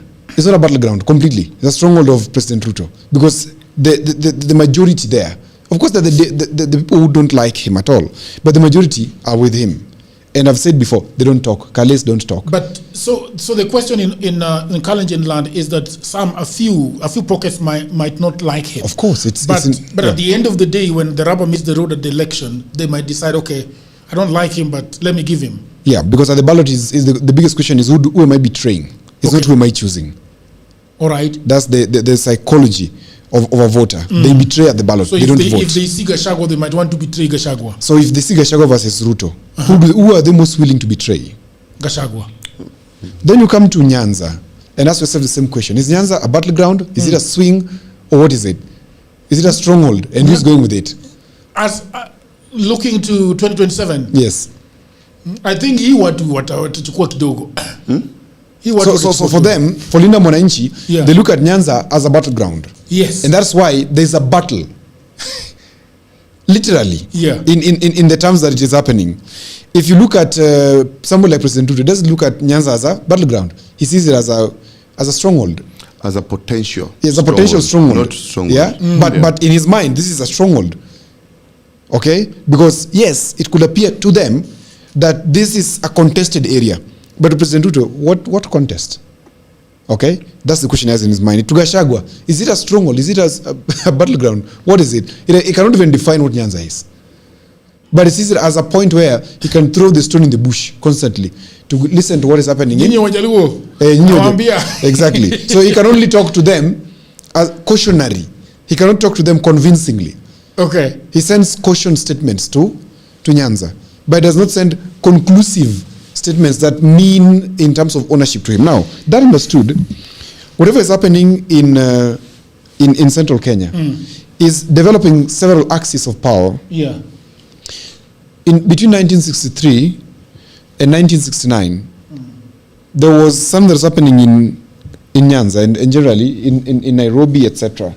There was an emergence of a young man called Tom Joseph Mboya. Okay. And there was another gentleman who was the first deputy president, vice president of this country, Jaramogi Odinga. All right? Yes. With that, something happened interestingly. I think it's in 1964 or thereabout when there was an election of the KANU deputy chairs or KANU deputy vice chairs. And this gentleman called Thomas Joseph Mboya, who was running with one axis of the influence, of political influence, decided to cut down the powers of the vice chair then, who was Jaramogi. And he cut it down by ensuring that they created 8 vice chairs. And in protest and protecting his dignity, Jaramogi resigned from the office of the vice president, and effectively office of the vice chairperson of KANU. Now, let's look at this. Already it happened then. Now, what is happening now? There is development of several axes of power. Already, there is the Kindiki axis with its people. Okay? And Kindiki axis is well defined. It is for the prudent who are existing within power. It is for those who have lacked identity, who have always been on the cart but not saddling the horse. So they've been given that identity. They know what? They've been reminded actually. You know what? You're actually not Kikuyus. You're Tarakas. You're Merus. You're not a Gikuyu. So mukimbie kwa lineage ya Taraka and Merus and Aembus. You are not Kikuyu. And that axis is functional to the political advantage of President Ruto. It will bring him about 1.3 million votes on the highest. That axis of Kindiki. People will disagree with you that is 1.2 million. On the max. On the max will give him about 1.3 million. I would. Now, I would. Of course. I don't think. Of course. Now come to the other part of central Kenya. I'll give you time to respond to it. Yeah. Which is Mount Kenya West, Kiambu, Murang'a, etc., etc.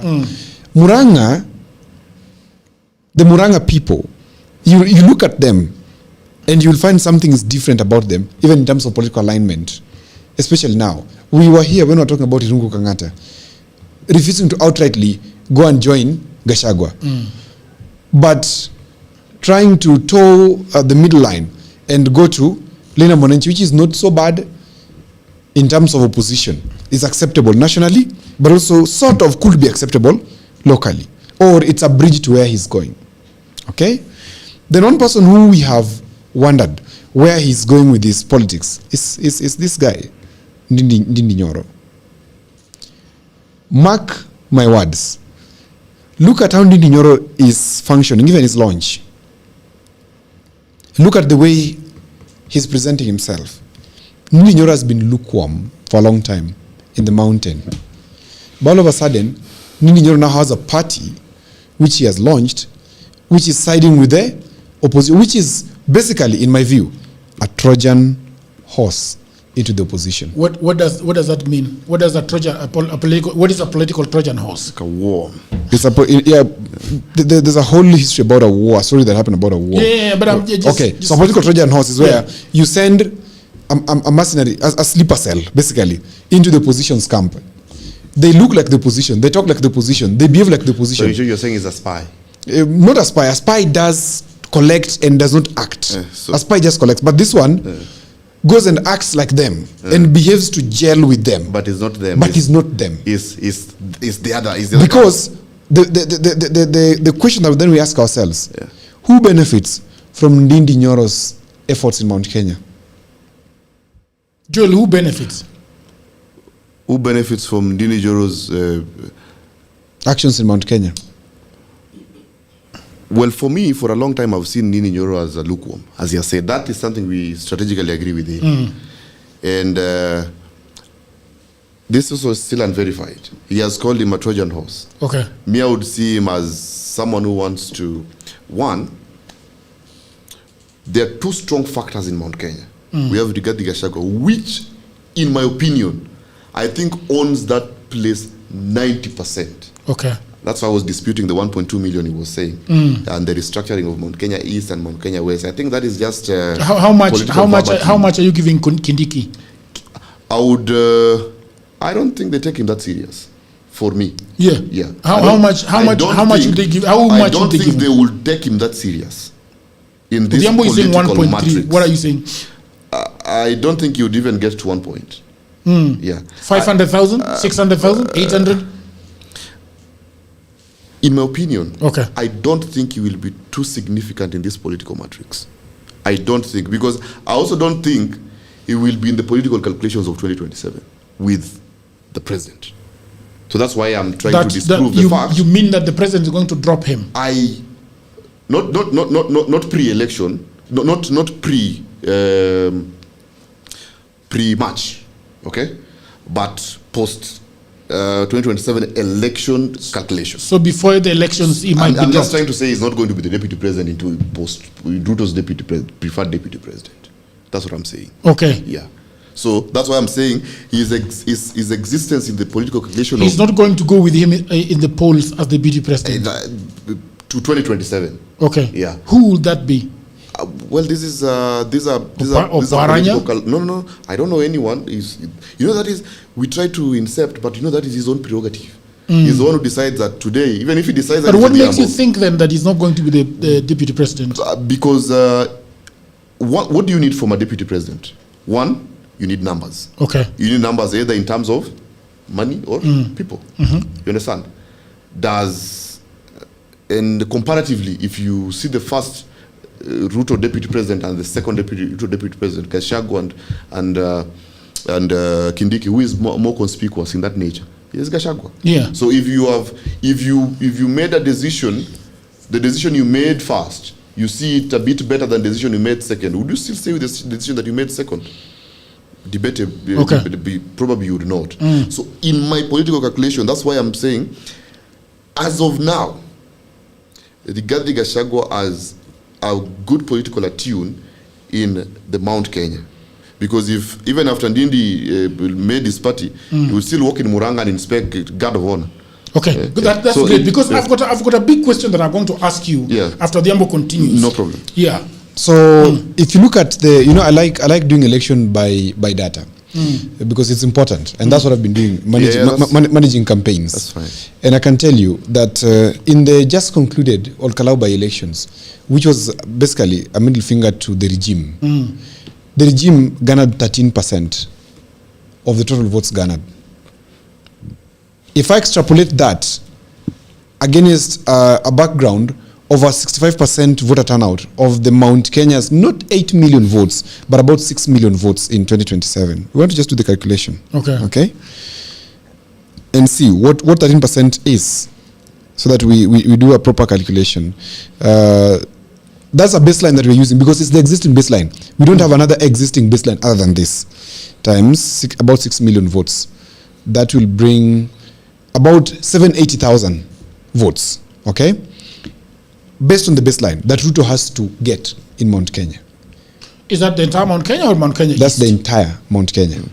Based on the baseline of Olkalau elections. Yeah. Which is 13% of the turnout. But okay.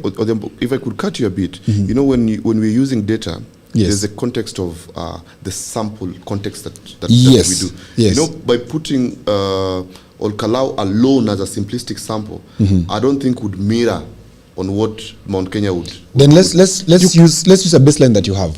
What would be a baseline? Then use Mbere. Okay, let's go with Mbere. That's another baseline. Me, I still say. Yeah, because Mbere was 40%. No, me, I still say that at this point. Let's go data. Let's not think. Let's just go data. In data just speaks. It's math. Yeah. That against a base, because when you want to do an extrapolation, you must first find what is the baseline that I'm going to use. Yes. And I'm saying there are two baselines here that we could use. Okay. And one baseline is the Mbere by election, which of course some people dispute. The second baseline that we can use is Olkalau. So in political calculations, you start from a point of loss. You don't start from a point of success. Yeah. Why? A point of loss will paint for you the worst possible results, and then you work from there. And I'm saying, in the worst possible results, basing our mathematics on the Olkalau by election, the candidate got 13% of the total votes cast. Okay? Now, regardless told us that the total votes in Mount Kenya is about 8 million. And I'm saying 5% of 8 million will come to about 5 point something or 6 million, thereabout. Okay? If you calculate 0.13 times that, or against that, you'll find a vote count of about 780, 750, 700,000 votes. Okay? Now that's the worst that can happen. The worst is that it can get 780,000. Now 780,000, we need to work upwards. What the president needs to do and his team is to work upwards to gain at least 1.3 million votes. So he's already sure somewhere that 780,000 akonayo. supporters wako tu hapo. Okay? So what he needs, and I repeat to say this, he needs 1.3 from Mount Kenya and it's done. Then he goes and gets the pockets elsewhere. Now how does he achieve 1.3? That's what I was coming to. Okay. Now you bring several axes of power, which then bring confusion, because Chimamanda Ngozi Adichie speaks about the danger of a one-sided story, of a single story. It gives only one side of the possibility. Now, if that goes unchallenged, what happens? Is people believe it. If people say Jagero Jagero does not like Raila Odinga, for example, but today they see Jagero in Raila Odinga's home, they say, okay, there's something. It's only a fool that does not change their mind. Maybe Jagero today wants to learn about Raila Odinga and understand him deeper, and now he's understanding him. So, what Ruto must do, and what he's doing with his campaign team, is that let us create several axes of power that then challenge the center of authority, which is who? Gachagua. So give them Akindiki on the left. Then give them Ndindi on the right.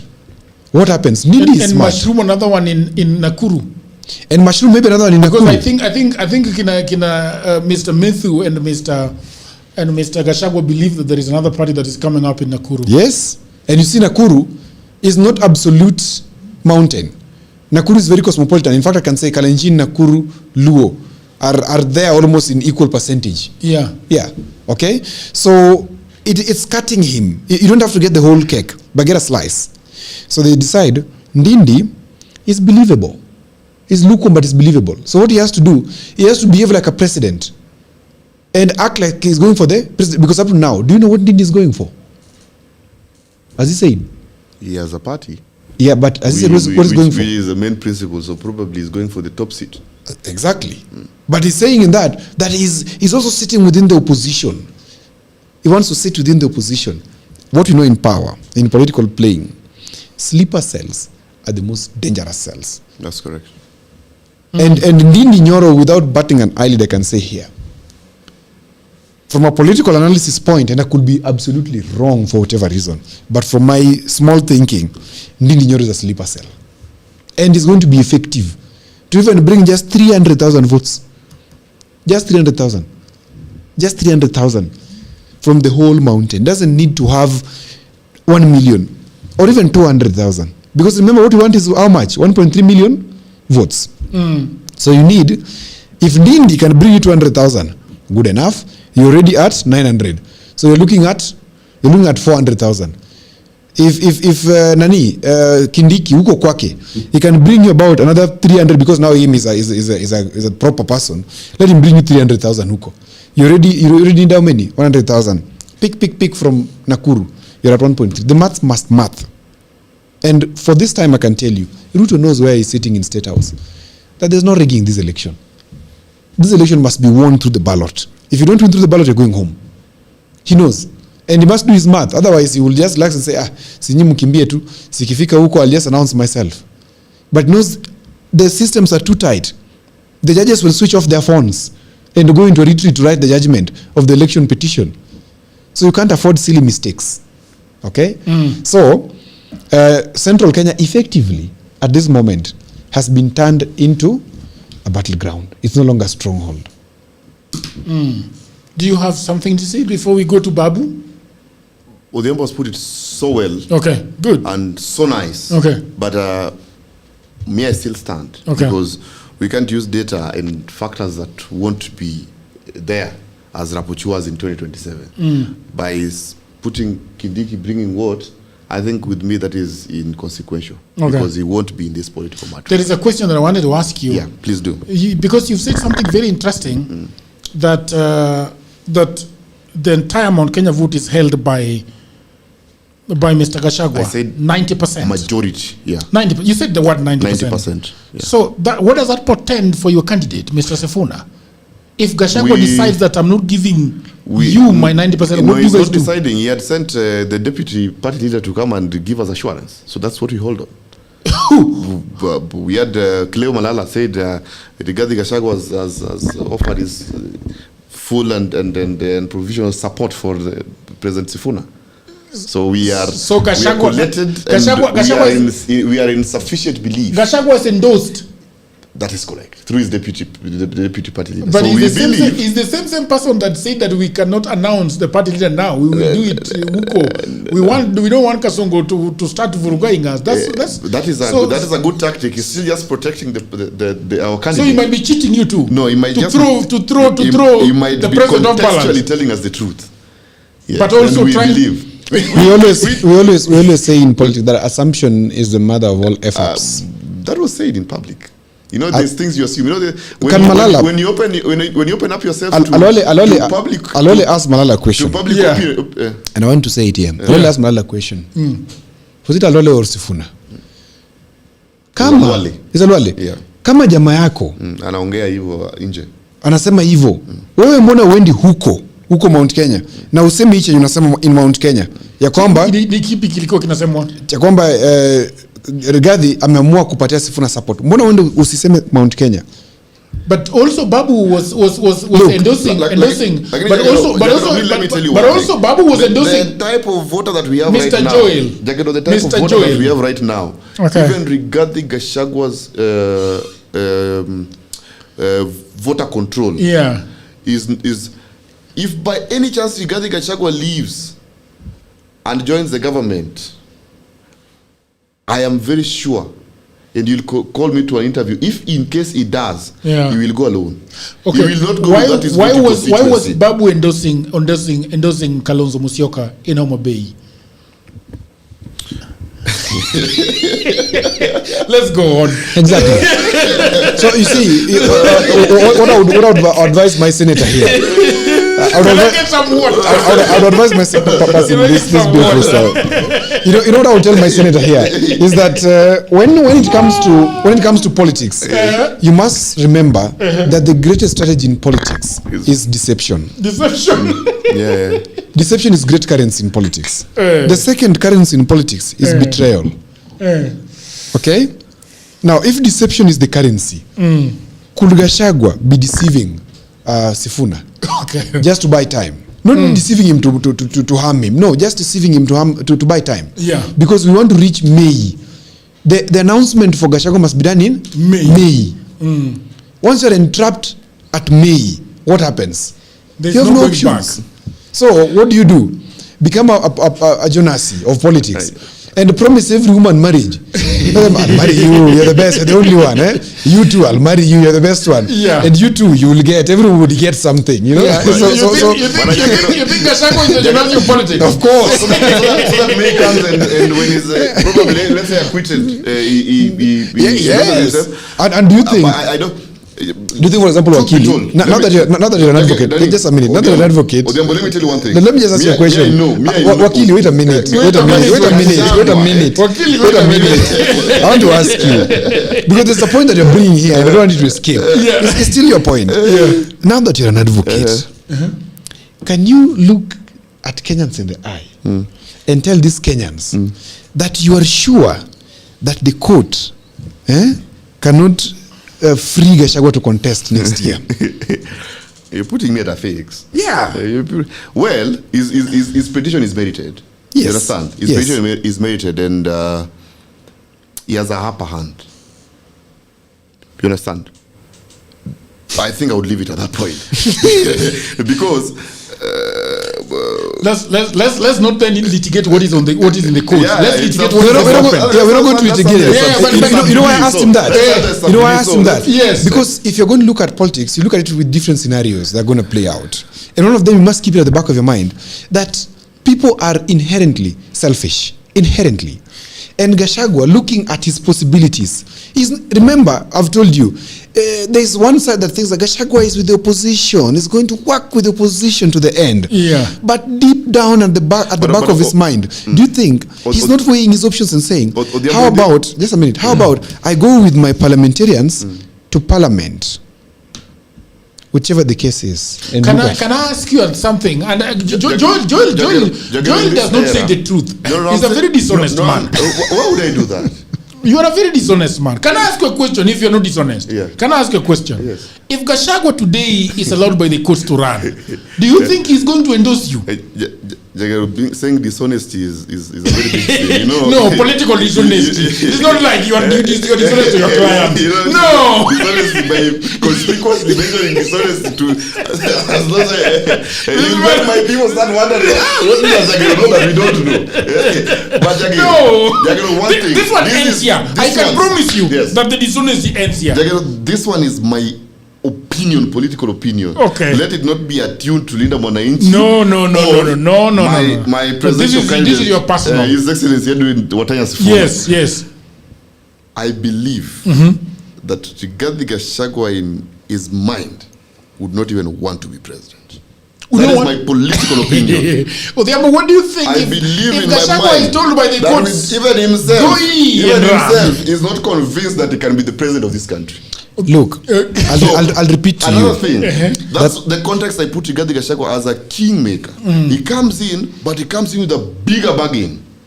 That is now what we should. I can tell you, and I've told you before, that for me, I've learned to understand human beings, especially from the book of Robert Greene, the concise nature, or the concise laws of human nature, and it teaches me that human beings are inherently selfish. That the first pursuit of any human being is his selfish agenda before altruism. If you find a human being who exists in the altruistic form, there are very few. People who can just do things for others minus looking at what they gain out of it. And Gachagua is not that kind of a person who will just do things for others without looking at what it benefits him. Because look, that's why I said the bargain is a bigger bargain. Look at his structure. If you look at all the opposition candidates in terms of the presidency, it is Gachagua who, number one, has a very organized base. He has a party that's already out there. He is the one that... Which is selfishly guarded. Yes, it's selfishly guards. It is people paying pilgrimage to Amunyoro. Yes. People are not paying pilgrimage to Kalonzo's home. And that will show you what his loyalty is to. And that shows you something about him. That he understands that he is powerful. And this power, you don't look for power to pass it over as hallelujah to the next gentleman who is dressed in a nice suit and has good English and smells nice. No, you negotiate with people who know how to forage through power. And he looks at all these gentlemen and says, okay, if I take this power and give it to this gentleman who smells nice and wears nice suits and speaks nice English and has very good teeth, what am I going to benefit? I cannot do, because we always say again in philosophy that if you're lied to once, it's okay. But if you're lied to twice, you're a fool. Do you think Gachagua, on the second leg, we just sit somewhere and say, let us again support this young man called Sifuna and take him to power? He looks like a good boy. He might, but he looks like a might, good boy. He looks like a good boy. He might. He's going to... Even if they pick him in state house, he's going to walk out and meet him. And let me just say this. Just a minute. All your horses, Wakili. All your horses, Wakili. This thing is interesting. Wakili, do you think that Gachagua, knowing so well that in power, Matere Kireri can close the gate? Yeah? Yes, hakuna serikali pembe ngapi? Pembe mbili. There's one center of power only. And the constitution is clear about it, that there's only one constitutional manner of establishing a government. It's through elections. Okay? Then Gachagua knows that okay, my case may not have been sorted by the time tunafika kwa election. Does Gachagua want 5 years again crying outside? No. Not really. So what is good for him? I want to look at Gachagua as a selfish man. The altruism, there's no evidence of it. I would rather go for the presidency, win it, or fail it and blame no one. Exactly. And I tried. But how would that help your selfish interests? It still remains with him. It still remains with his MPs. And how does it help his selfish? I want to answer you. Selfish interest. It helps him this way.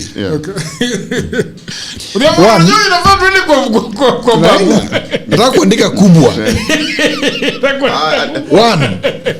Wakili, I'm addressing you. Sikia kwa makini. One.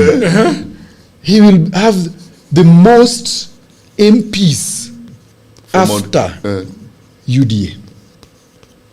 He will have. I agree with the most MP part, but I don't agree with the UDA. But anyway, that's you. Okay, he will have the most MPs. Let's say he'll have the most MPs in Mount Kenya. No. I think up in Mount Kenya. Okay, in Mount Kenya. In Mount Kenya. Okay. That is his constituency. That is where he commands. Okay, so let's do away with that. Oh, it can't do it. In Mount Kenya. Yes. Why do people have most MPs? Leverage. It gives you what? Leverage. That's correct. What is leverage? It means advantage over the rest. That you can negotiate for the passing of a what? Of a bill. Of a policy, bill, vetting, Yeah. etc. Yeah. What does that give you? It gives you power. Power. Good. Power. So Gachagua knows that he has some power. The president, whoever he is, be it Sifuna, be it Orengo, Yes. be it Kalonzo, be it Ruto, will look for him. That's very correct. And what is the best way of having a predictable formula of working with somebody who has the second highest number of MPs in parliament? You go for something called a post-election agreement pact.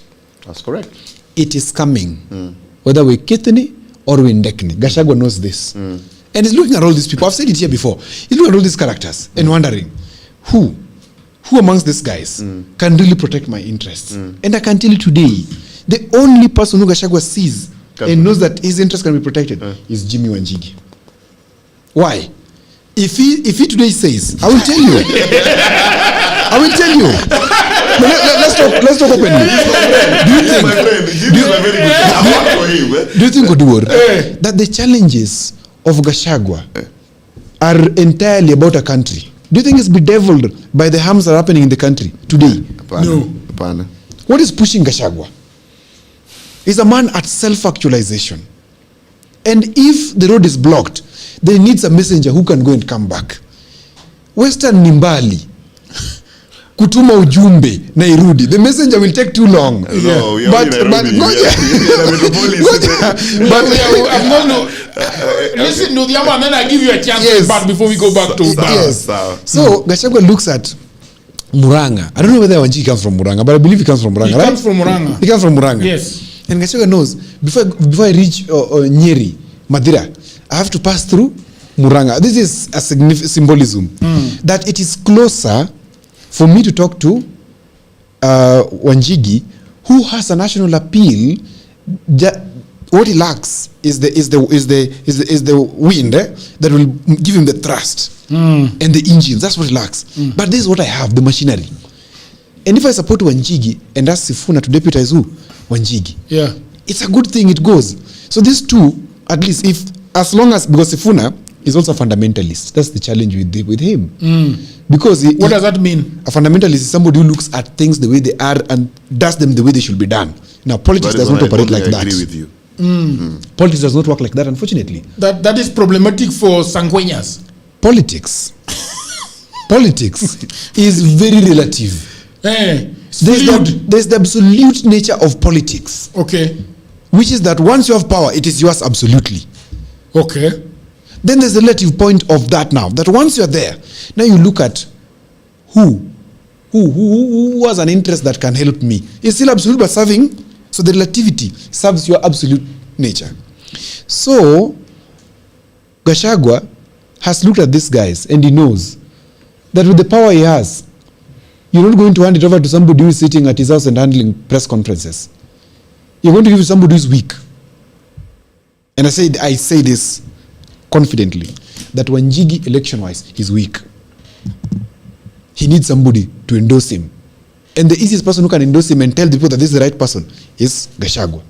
To tell the people, you know what, huyu jamaa si ndugu yetu. Yeye anaelewa hizi vitu ya economy kidogo kidogo inanisumbua. Mimi sijasoma sana, huyu amesoma. Tumpatie. Alafu huyu kijana Edwin Sifuna ni mzuri. Tuone na yeye. He's capturing the... So he knows Sifuna can close the door on him. But Wanjigi will never close the door. Because Wanjigi, at the end of the day, looks at something called, again, I write for you, ROI. Return on investment. Return on investment. Wanjigi today does not want to play deputy. For what reason? That Wanjigi has organized statecraft not once, not twice in this country. Correct. That's true. He knows that as a deputy president, is a flower girl. He'll do nothing. Anakuwa natumwa tu. Yeah, anakuwa natumwa. Na sasa Wanjigi utatuma yeye wapi? Ni mtu ako na raha yake na ni mtu ako na, you know, there's some level of class that he has. So he cannot accept to be a deputy president somewhere. So he must get the presidency. And the presidency, he knows how to work because he has brought enemies together in his house and eaten in his house. I can tell you, the surest way for Gachagua, if not him, it's not Sifuna. You wanted to give a rebuttal, or shall we go to? No, let me give a rebuttal, then we can go to And that could be wrong. Where we should go to. Yeah, we are going to because of the Ambo as with can I finish? Then I give with Gachagua. One thing I believe is the people are complaining that this mic is very far away. Okay, he might be acquitted. Okay, that's one thing I believe. I'm saying might because there's a probability in it. So after his acquittal, that's now when the politics starts. Let us look at because I've loved how Odhiambo was. I think he's a data guy. You know, with us we deal with a lot of words and that is the problem with lawyers that I talked about, and you disagreed vehemently. You said lawyers are bad leaders, which I disagreed. It's a bit too general. I retract. Thank you very much. So we have Gachagua's constituency, which we know he holds so firmly. So firmly. And we say it's 6 to 8 million something. That's the Mount Kenya. We also have Sifuna's constituency. I've never seen Westerners sijawaona Waluya wakiungana. But the direction that we are following right now, the procedure that it is equated to. Would you say that Sifuna is now the Luya kingpin? I would say that Sifuna is in the right direction to unite those people. Because most of them are. Do you think he's the Luya kingpin? Well, I wouldn't want to generalize my context of analysis that manner, because that kingpin has also been misused thoroughly. There's a time some people are calling you kingpin. Media. Anyway, so here you go.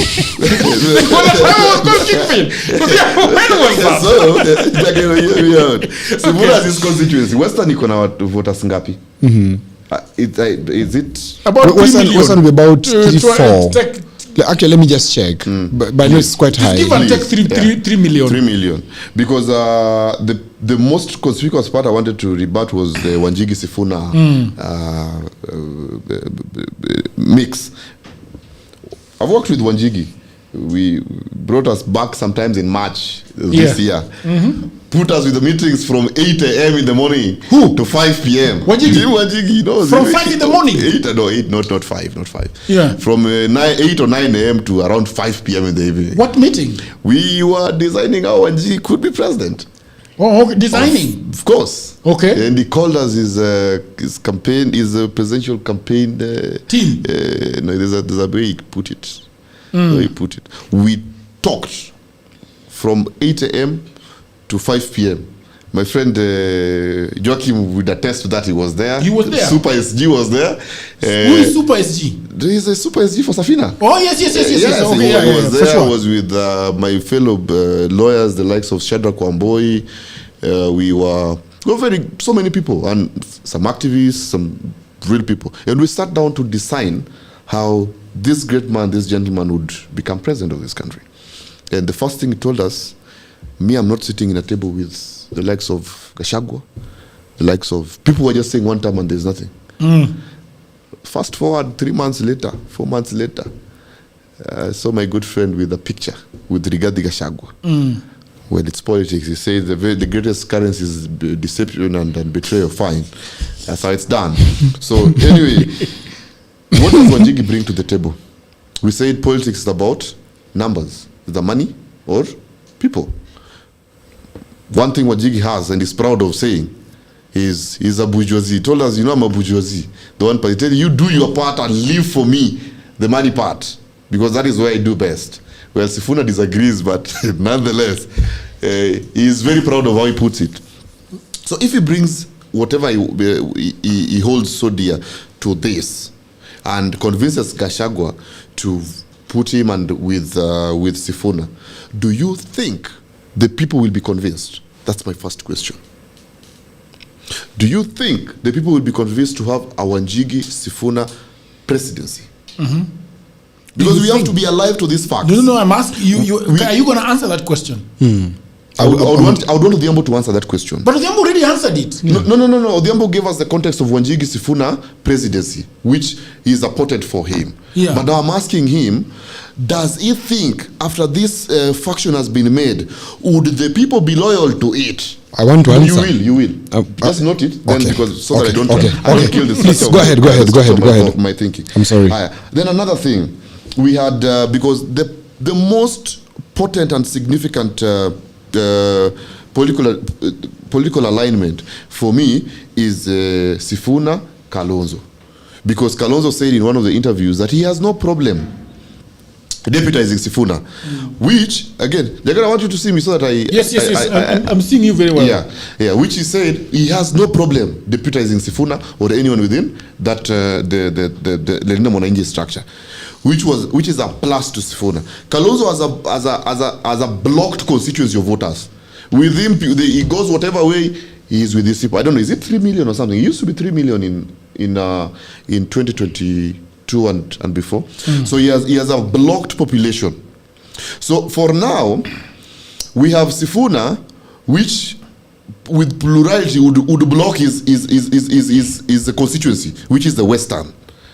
And if he moves in with Kalonzo, he would have another constituency that they block. That is, let's say, 3 million. We have here Rigiji with these people. Is Mount Kenya. Where do you think Rigiji would pull his neck towards? Well, we have the president with the Rift Valley. That is where the president has substantially stronghold. A substantial stronghold. Don't talk about Nyanza. There are a lot of theatrics. Even the president knows himself. Even apologies. I'm not calling anyone. These people, they know very well that Nyanza is not as sure as they seem to say. Nyanza is not as sure as they seem to say. One thing you remember, siasa yetu has been tribal. Odhiambo, I think we need to do a poll in Nyanza. Of course, yeah. We need to do a poll. Will you be able to help me do that poll? I will do that. You'll help me do that. How much do you want to spend? No. We'll talk about it after. Because this is what I'm telling you. Yeah. Don't do an online poll. Not an online poll. If you want a truly reflective poll, then you must have boots on ground. Yeah. You have to share the proper sample. That is going to help. No, I'll do one in Homa Bay, but we'll see, when we do it, we'll see how to. Because for one, bring our heads together. For me, for one county, I remember using last time we did the one, Yeah. It cost me 1.4 million shillings. But he has the money. He claims a lot.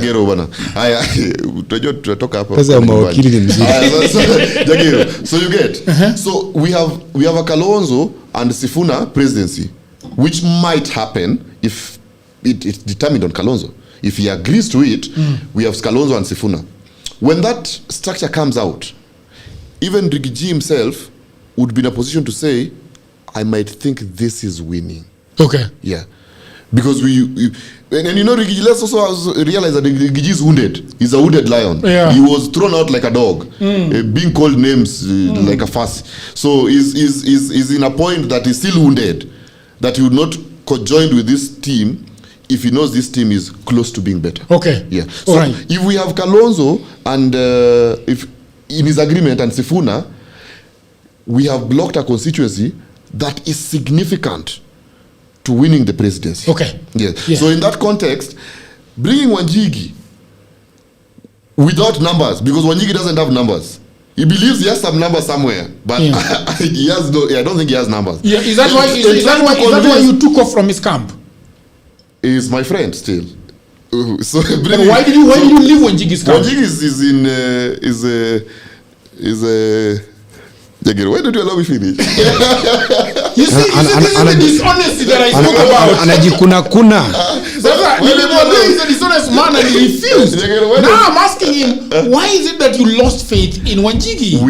Politics is about interest. Correct. You understand me? Yeah. Carrying Safina to Homa Bay, noted there. You feel like I am not serious about my people's plight. Okay. Yeah. I'm not saying Safina is a small party. Yeah. Or I'm not trying to subjugate Safina in any way. But politics is about interest, and that is how you get the power that you could serve your people. Okay. So for me, I want to be the senator for Homa Bay. I'm not running to be the second. But you were getting into Sifuna's camp. You knew this very well, that it's not going to be sellable in Homa Bay. Who says so? You were the one who said, right? Did I hear wrong? I've not said Sifuna. I've not said Sifuna is No, I'm saying Wanjigi. Yeah. Yeah, when you were getting in Wanjigi's camp, you knew that as much. I didn't know then. You didn't know? Okay, that is now honest. Yeah, but I came to know. That is pretty honest. Yes. But I think, and I'm going to go back with them because they wanted to answer a question of yours. Odhiambo, there is something that that Mr. Joel, Wakili Joel, is saying that I don't know whether you agree that is true, but where I sit, I don't think that Gachagua needs the winning that much.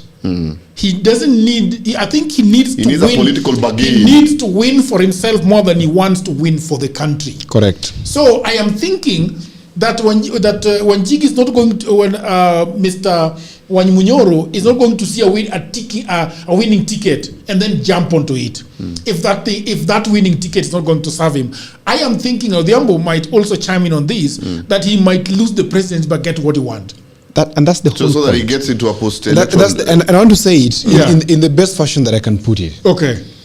That Gachagua will not win the presidency in 2027, but he will win.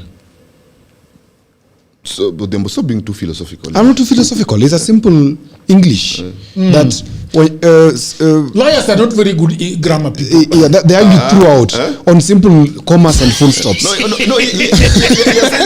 I'm sorry. But not win. Okay. So I want him to break. I want him to break it down.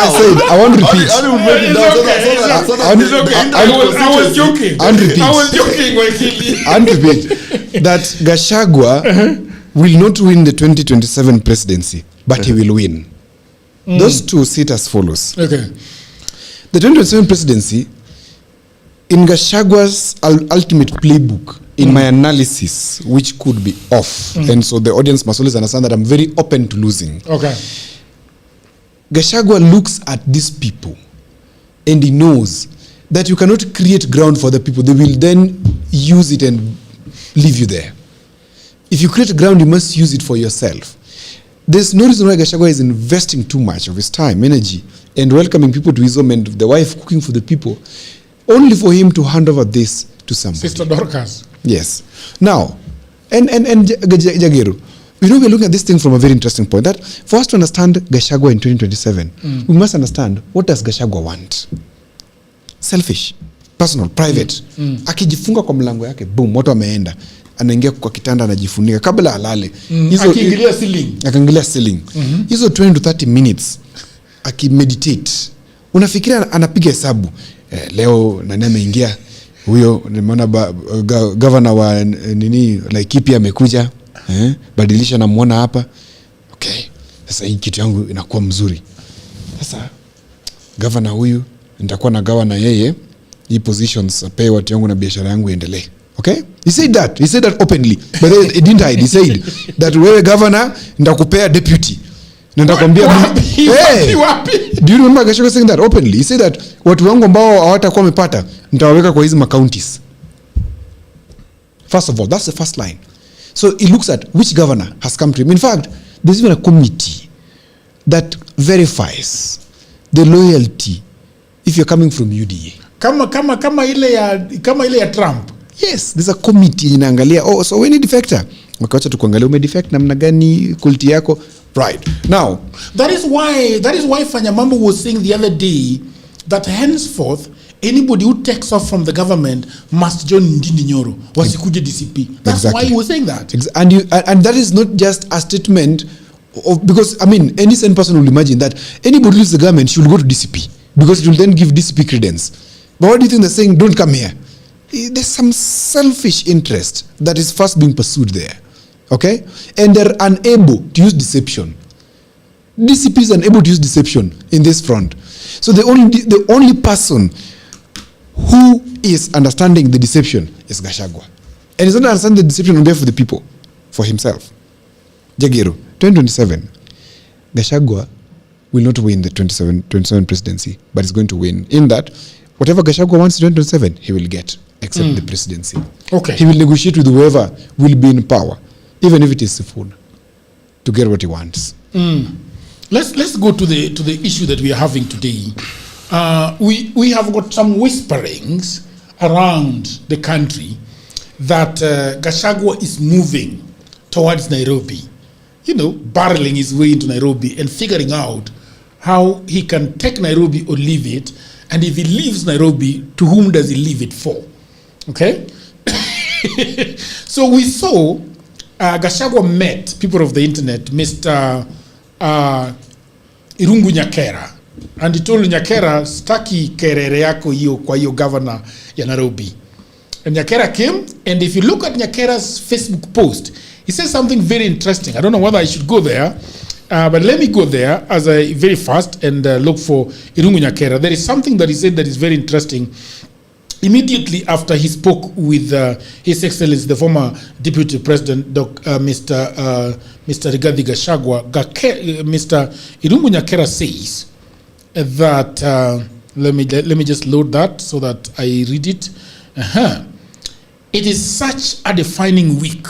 Pamoja tuimalishe makadara yetu. Tuimalishe makadara yetu. Tuimarishe ama tuimalishe? Yeah, I think he wanted to say tuimarishe. Right. That is 10 hours. That is 10 hours ago. But then before that, after meeting, he said, mtetezi wa makadara najitolea kwa udi na uvumba. Tuboreshe makadara na kuipa sura ya hadhi. So he has been told, we understand, by Wamunyoro to step away from governorship because anapanga. Okay? Yes. We have also been told from the grapevine that he is ready to even remove Gakuya from the race if the ikipangika vizuri vile nataka. Okay, so what he wants, what we are being told that he wants is that if he can be allowed to define the presidential ticket, then he will figure out what to do with Nairobi. Specifically, he's saying that if he can be allowed to get the presidential candidate and decide who becomes deputy, then he can say that if that is favorable to him, then he can say, okay, Linda Mwananchi, you can remain with Nairobi. And I will gladly support Babu Owino to be the Nairobi governor. Okay, so that is what we are hearing. It is not true, it might be true, but this is why we have this political headache, so that we talk about this political headache. Yeah. And Odhiambo, I believe, is being paid by Wanjigi to say a lot about Wanjigi. And I'm wondering, Odhiambo, how can you be eating from so many quarters? Unfortunately, Wanjigi knows my name. He sends the links to Joachim. Yeah. I've never gotten anything from Wanjigi. I don't need to get anything from him. I don't think if I can work. I don't think if I can work for him openly, I can't. Unless it's corporate consultancy. But political, no. I'm welcome. This politics thing is deception. Just betraying publicly. So if you started betraying the state house, so that's your problem. So I said something. Okay. That and I want to emphasize that point. Allow me just to repeat until it makes sense. That look, Gachagua's 2027 calculations are far beyond the presidency. Yeah. In fact, in Gachagua's brain, Linda Mwananchi is a special kid. All right. Special kid who must be given prestige. Oh, yeah, they're equals. No, you can't be an equal. Don't say special kids. From your side, you are unequal to Gachagua. That is fine. Yeah. But I'm saying, from his side, from Gachagua's side, he's looking at them as a special child. Okay, hii vijana ya Linda Mwananchi. Yes. Sisi pia tunaita vijana ya nini? Mbona anasema nyinyi hii vijana ya Linda Mwananchi? So it looks Odhiambo. You know you'll make Rigathi Gachagua sleep today with very big head. You understand? You're giving a lot of credit. You're making look at this guy. Look at this guy. Jackie, come on, I'm addressing you.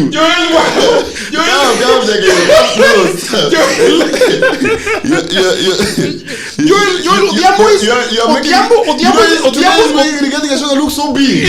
Odhiambo is essentially making opposition big. And what's your problem? No, he's making no. Because let me tell you, Baba opposition nationally, the name that is bigger is Edwin Watenya Sifuna.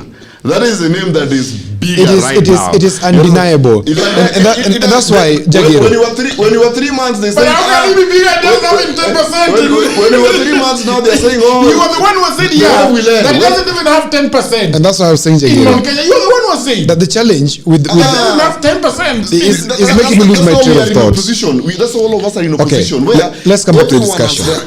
Wakili, let's come back to the discussion. And the discussion is this, that let's stop measuring our things, yeah? It's not necessary. The opposition measuring their things is a waste of time. They have to work together. No, but it will also be it is inevitable. They'll have to measure their things at what point.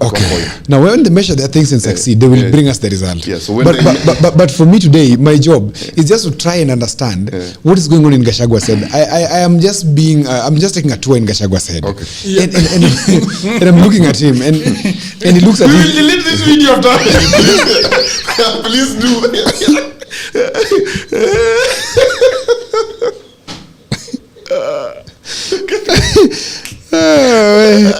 Come back.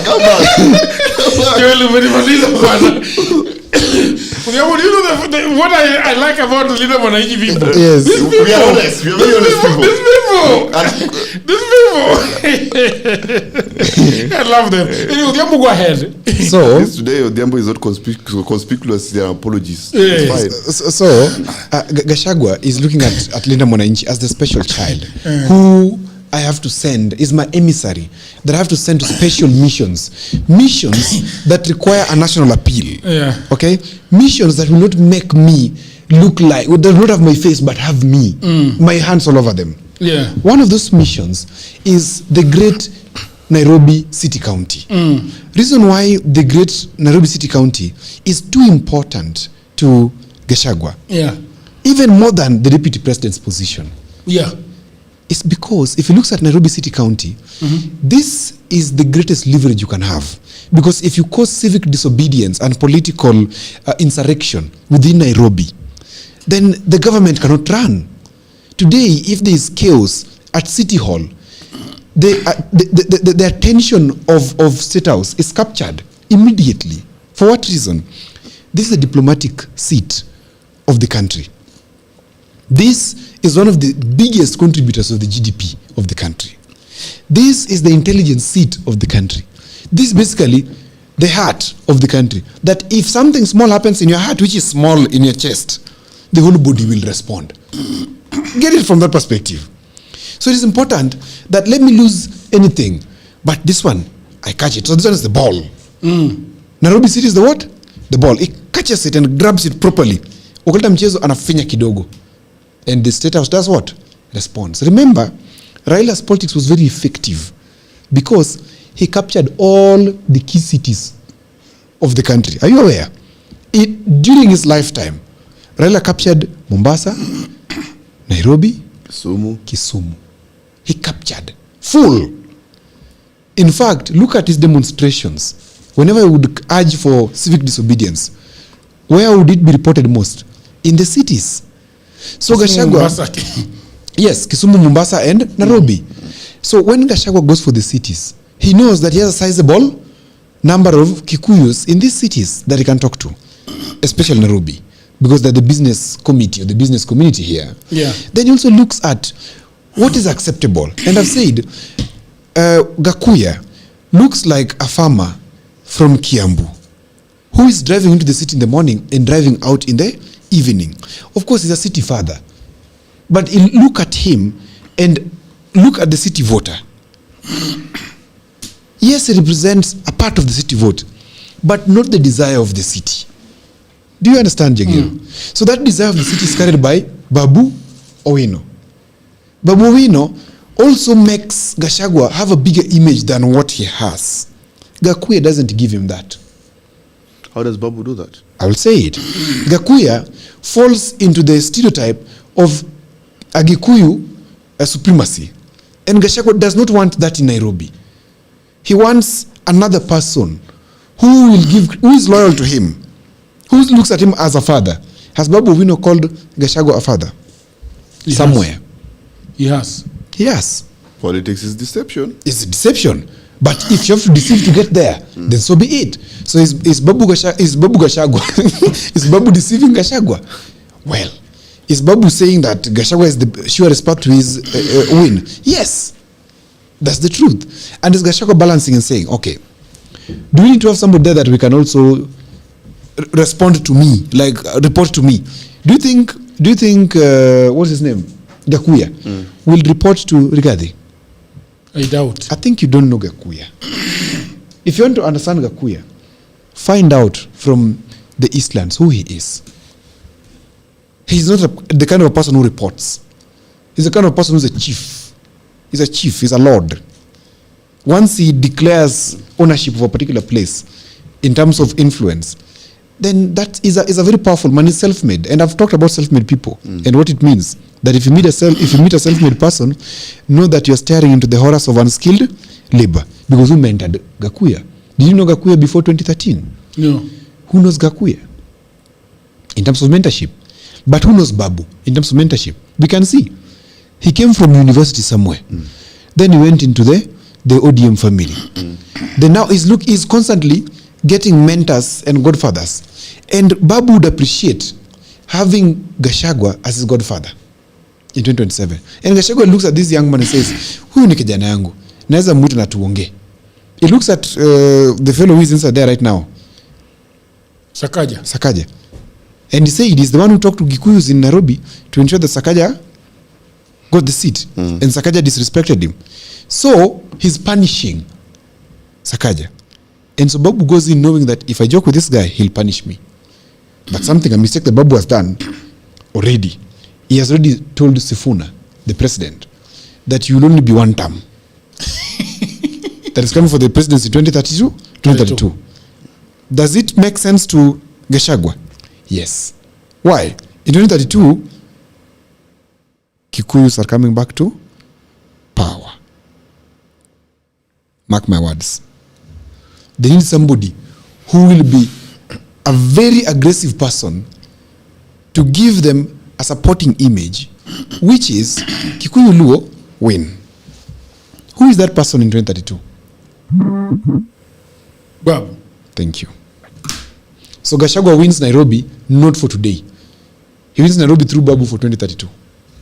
My simplistic analysis. Yeah. What is now? Now okay. we are with one thing I agree with you completely is Gachagua might support Babu. You know why?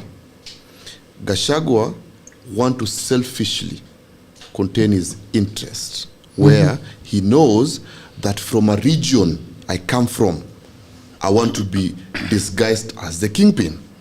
So that when you call Mount Kenya, you know, having a governor from Nairobi who is from Mount Kenya equally shares his powers as someone who is the same way we have Kindiki and him. Yeah. You know, they are battling for a center of power.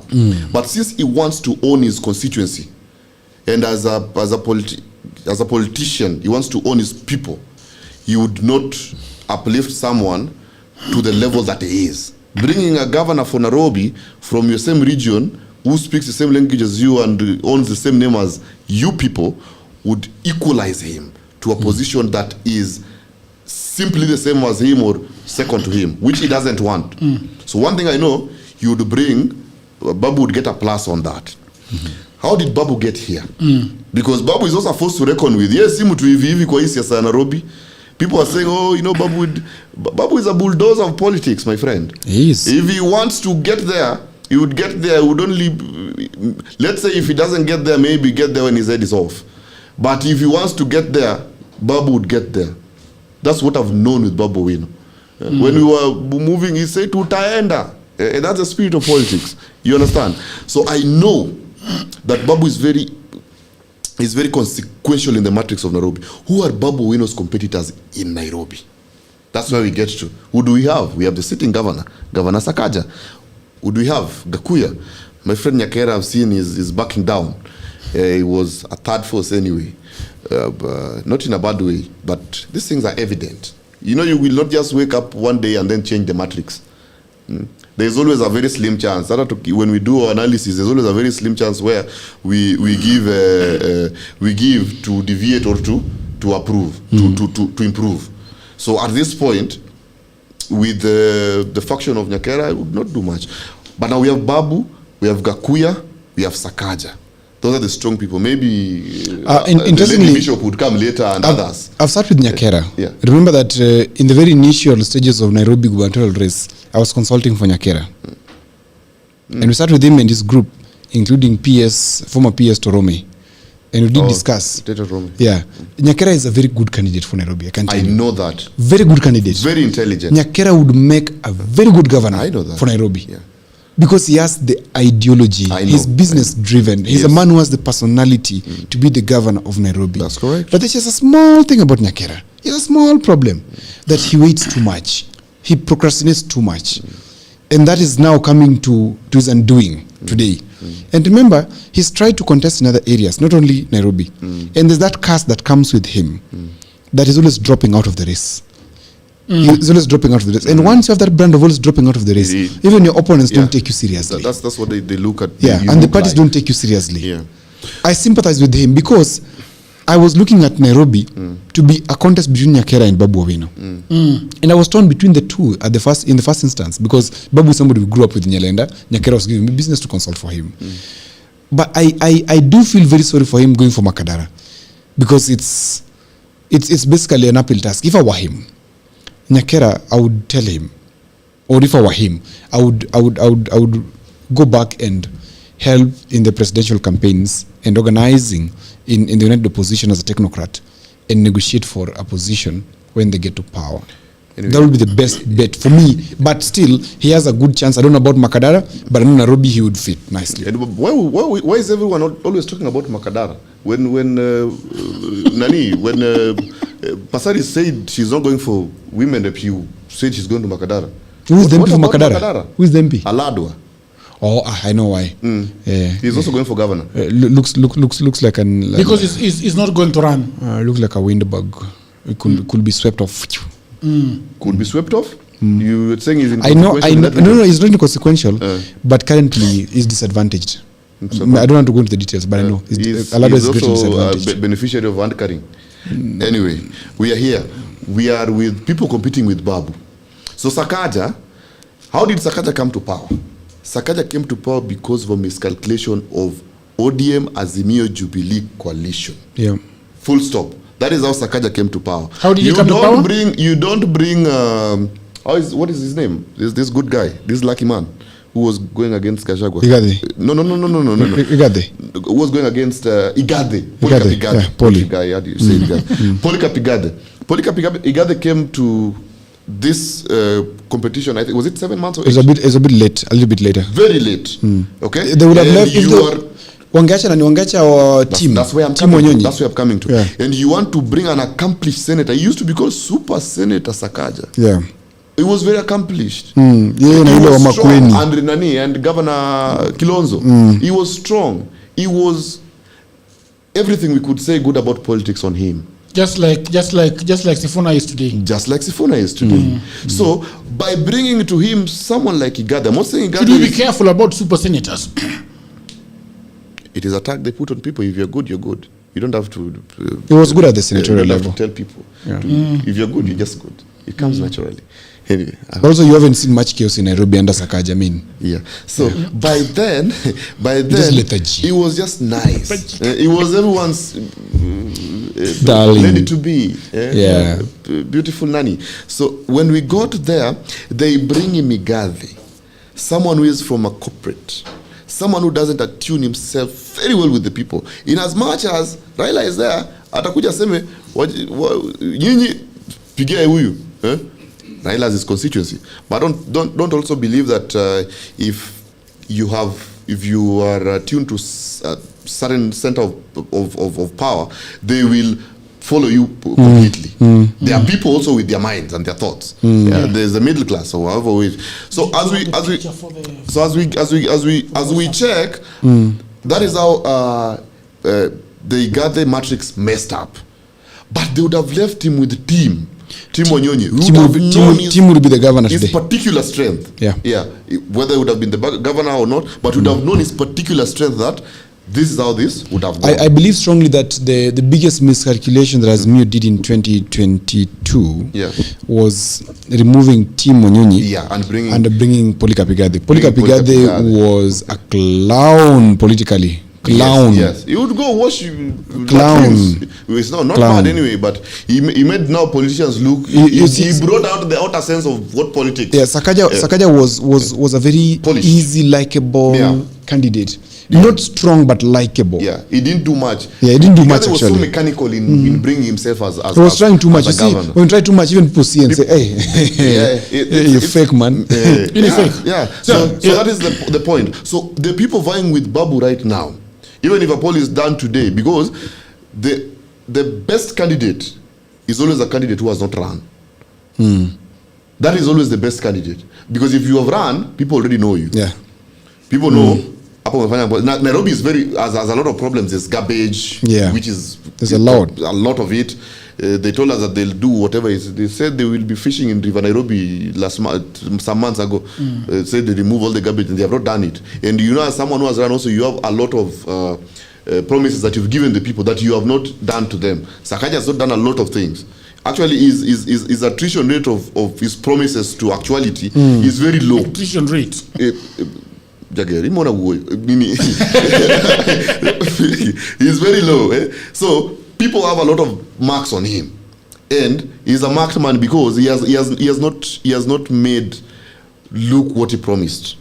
So with Babu, has done very good in Embakasi East. Yeah, true. Very, very good. In fact, he has been ranked most of the times as the best MP. He's done so very good roads there. Yes. That one gives him a plus in this governor thing. We are now attacking Babu. We are working on Babu as an individual without bringing Wamunyoro, because you have to appeal yourself to the people first. That's why I was telling my brother, Jimmy has not brought himself to the people first. So bringing him with Sifuna and so that Rigathi can support him would not be a good complex in this political matrix. So Babu himself has worked in his constituency perfectly. As he moves next, his opponents right now, the strongest opponent who is the governor right now, has a lot of marks deducted from him. So he has a plus moving forward. So what now matters, because now there are small nitty-gritties that now needs to complexify his candidature. Who is going to be his deputy governor? That is now where we have the Rigathi Gachagua facet. Some people say he's a beautiful lady from the mountain. Some people say he's who? So as we get there, because for him now to win, Mount Kenya has a significant number of voters in this region. So for him now to win, that is now where Rigathi Gachagua would come and survive his interest and also protect his constituents. But at the moment, I think Babu would do so well, because there's no one who is conspicuously competitive to Babu Wino. Let us give him his flowers. Yeah, thank you very much, people of the internet. It's been a beautiful conversation. We have our WhatsApp channel with the QR code that is there. We are having our political town hall coming up here in our building at All Saints Cathedral CTC building. We will be having on the 12th of next month. That is, I believe, on a Saturday or Friday. I don't know. Can you check the 12th of this month, which date it is? But 12th of next month. 12th of next month, yes. But if you want to follow us on our we have a lot of conversations on our group channel, and we have put the QR code on the screen. You can actually just scan it and then you'll join. Second Saturday next month. Second Saturday, yeah. So it's going to be on Saturday of the 12th here at the CTC Center along Kenyatta Avenue around Serena Hotel, right? Yeah, just after Urupa coming up to NSSF building. So that's where we are going to be having the conversation. You can go to kailasinstitute.org where we have, I think I should be able to send that link to guys that want to look at what we did. In fact, let me just send you guys the link to our last political headache. You can have a look at it. This is our last political headache. The record is here. Okay, so how do I do this? Let me check. Okay, I need to be political headache, switch accounts. Political headache. Oh, that just left me in there. People of the internet, just a minute. I want to give you the link.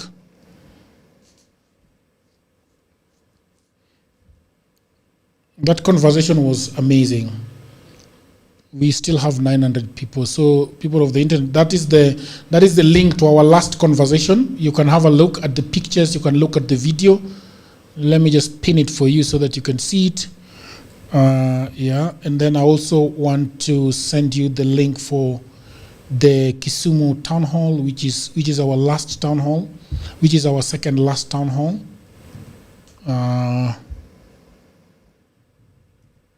All right, so those are the links for our town halls. Thank you very much. People of the internet, I want to thank you, Mr. Joel. I want to wish you the very best in becoming the senator of Homa Bay County. Thank you very much, Jagero. Yes. And I won't let my people down. You won't let your people down? Yes. For sure. Be accountable. Don't be deceptive, please.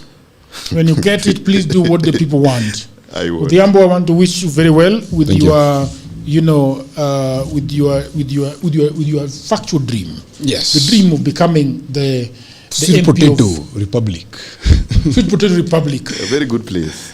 Oh, by the way, do you know? Frank, yes. Do you know something? Just as we finish, do you know something interesting? I've just learned something new that's happening. As you answer that question, you can also tell the people of the internet when you wanauliza.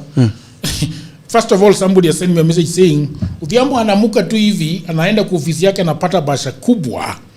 Anafungua anaona hii imetoka kwa Rigathi Gachagua. Odhiambo gawia sisi, Let me call gawia sisi. Let me call Jagero. Ndio kuchapia kazi huko. Ndio naona hii ni Wanjigi. You know, it's like perception is reality. Yeah. And I thank them for thinking that way. Yeah. Save for I don't get my money in that nature. Yeah. I do a lot of public that speaking. That is what I wanted you to say. Yeah, what I do a lot of public speaking training. I am an executive coach for corporates. I don't do personal executive coaching majorly. Yeah. I love doing corporates. I do a lot of strategy building for organizations and audits for strategy and structural adjustments in terms of their processes. So, hii kitu ya siasa hii, I just do it for fun. I just like politicking. It's just a normal conversation. The only difference is yetu kuna cameras zimewekwa. Yeah. This conversation, people have them in the areas every time. Yeah. But the only challenge ours is recorded and it is posted, so people think it is something important. Yeah. It is not. It's just normal. Thank you very much, Joel. What kind of lawyer are you? You criminal lawyer or? No, I'm not a criminal. There's no money there. Oh, there's no money in criminal law. Conversing. No. Yeah, conversing has money. That's the gist of it. My biggest client is a conveyancing chief. That's where money is minted. Yes. Like any criminal lawyer. Tell him the agenda is the best in conveyancing. Let me tell you one thing. With criminal law, is you're forcing Jagero to pay you to handle a case for him, which he was not prepared to pay. Jagero, you go outside here, someone slaps you. Okay, you're like, I have to take this guy to court so that I seek damages of the same. Yeah. So once you are there, you have to pay me so that I go and represent you, right? Exactly. But you are not prepared to pay that money. In as much as you want justice, which comes at a price, but you're not prepared to pay it for the same. But conveyancing, but with conveyancing is something that you've sat down and thought and budgeted. That today I want to go and do such and such and such a thing. What is the budget for it? This and this and this. So actually, you come and sit. I wanted to say, because I also like talking about my sources of money sometimes. My biggest. Sifuna na Gachagua hawezi elewana. If Sifuna wants to survive, he must be smart. my biggest source of money for the past many years has been Professor Genda, and has been. Professor Genda. And he is the best in conveyancing in the country. The best of the best of the best. In conveyancing? Yes, he has one of the best client accounts in the country. He deals with some of the best clients you can ever imagine. In terms of actual, and is a professor of land law. Land. He understands land in and out. So that guy, conveyancing is beautiful. I agree when he says that, because I can see how he lives. It's beautiful. I wish I was an advocate. But you can be a very good lawyer. You should take that for your PhD. Is there a PhD in law, bro? There's, of course. I would like to do law as a second degree. I just don't like the 6 and 7 years in school. I mean, why? Find a master's kidogo. Oh, but I remember there's a friend of using AI. Do you remember that friend of mine? Do you remember the friend of mine from UK? Jagero. Do you remember the friend of mine from UK who we took tea with one day at Timsidai? Do you remember her? At Timsidai? You know, she did a master's in law, but her primary degree is in communication. That is allowed. I think that I can do that. Well, I should explore that. Let me see. But I don't want to go to court and litigate Staki. No, but it's a good thing. You know, it's a I'm argumentative, but I don't want to go to. That's when you show what you're made of. The oomph. What is journalism gives me enough kick. But me I want to do political science. Political science. Yeah. It needs to understand politics. The gentleman tries. I want to do political and psychology. Psychology. These apologies that I. No, Jagero can really be a dangerous politician. I know if he decides to. But I heard sometimes he wanted to go for Nyakaji. What happened? Jagero, you posted that thing. Let's go away. You posted that thing. Not that we did so. We just. All right, people of the internet, I hope that you're enjoying this episode very much. And I just had a break to tell you about my new book. You know, everybody says that there is no job, and that is true.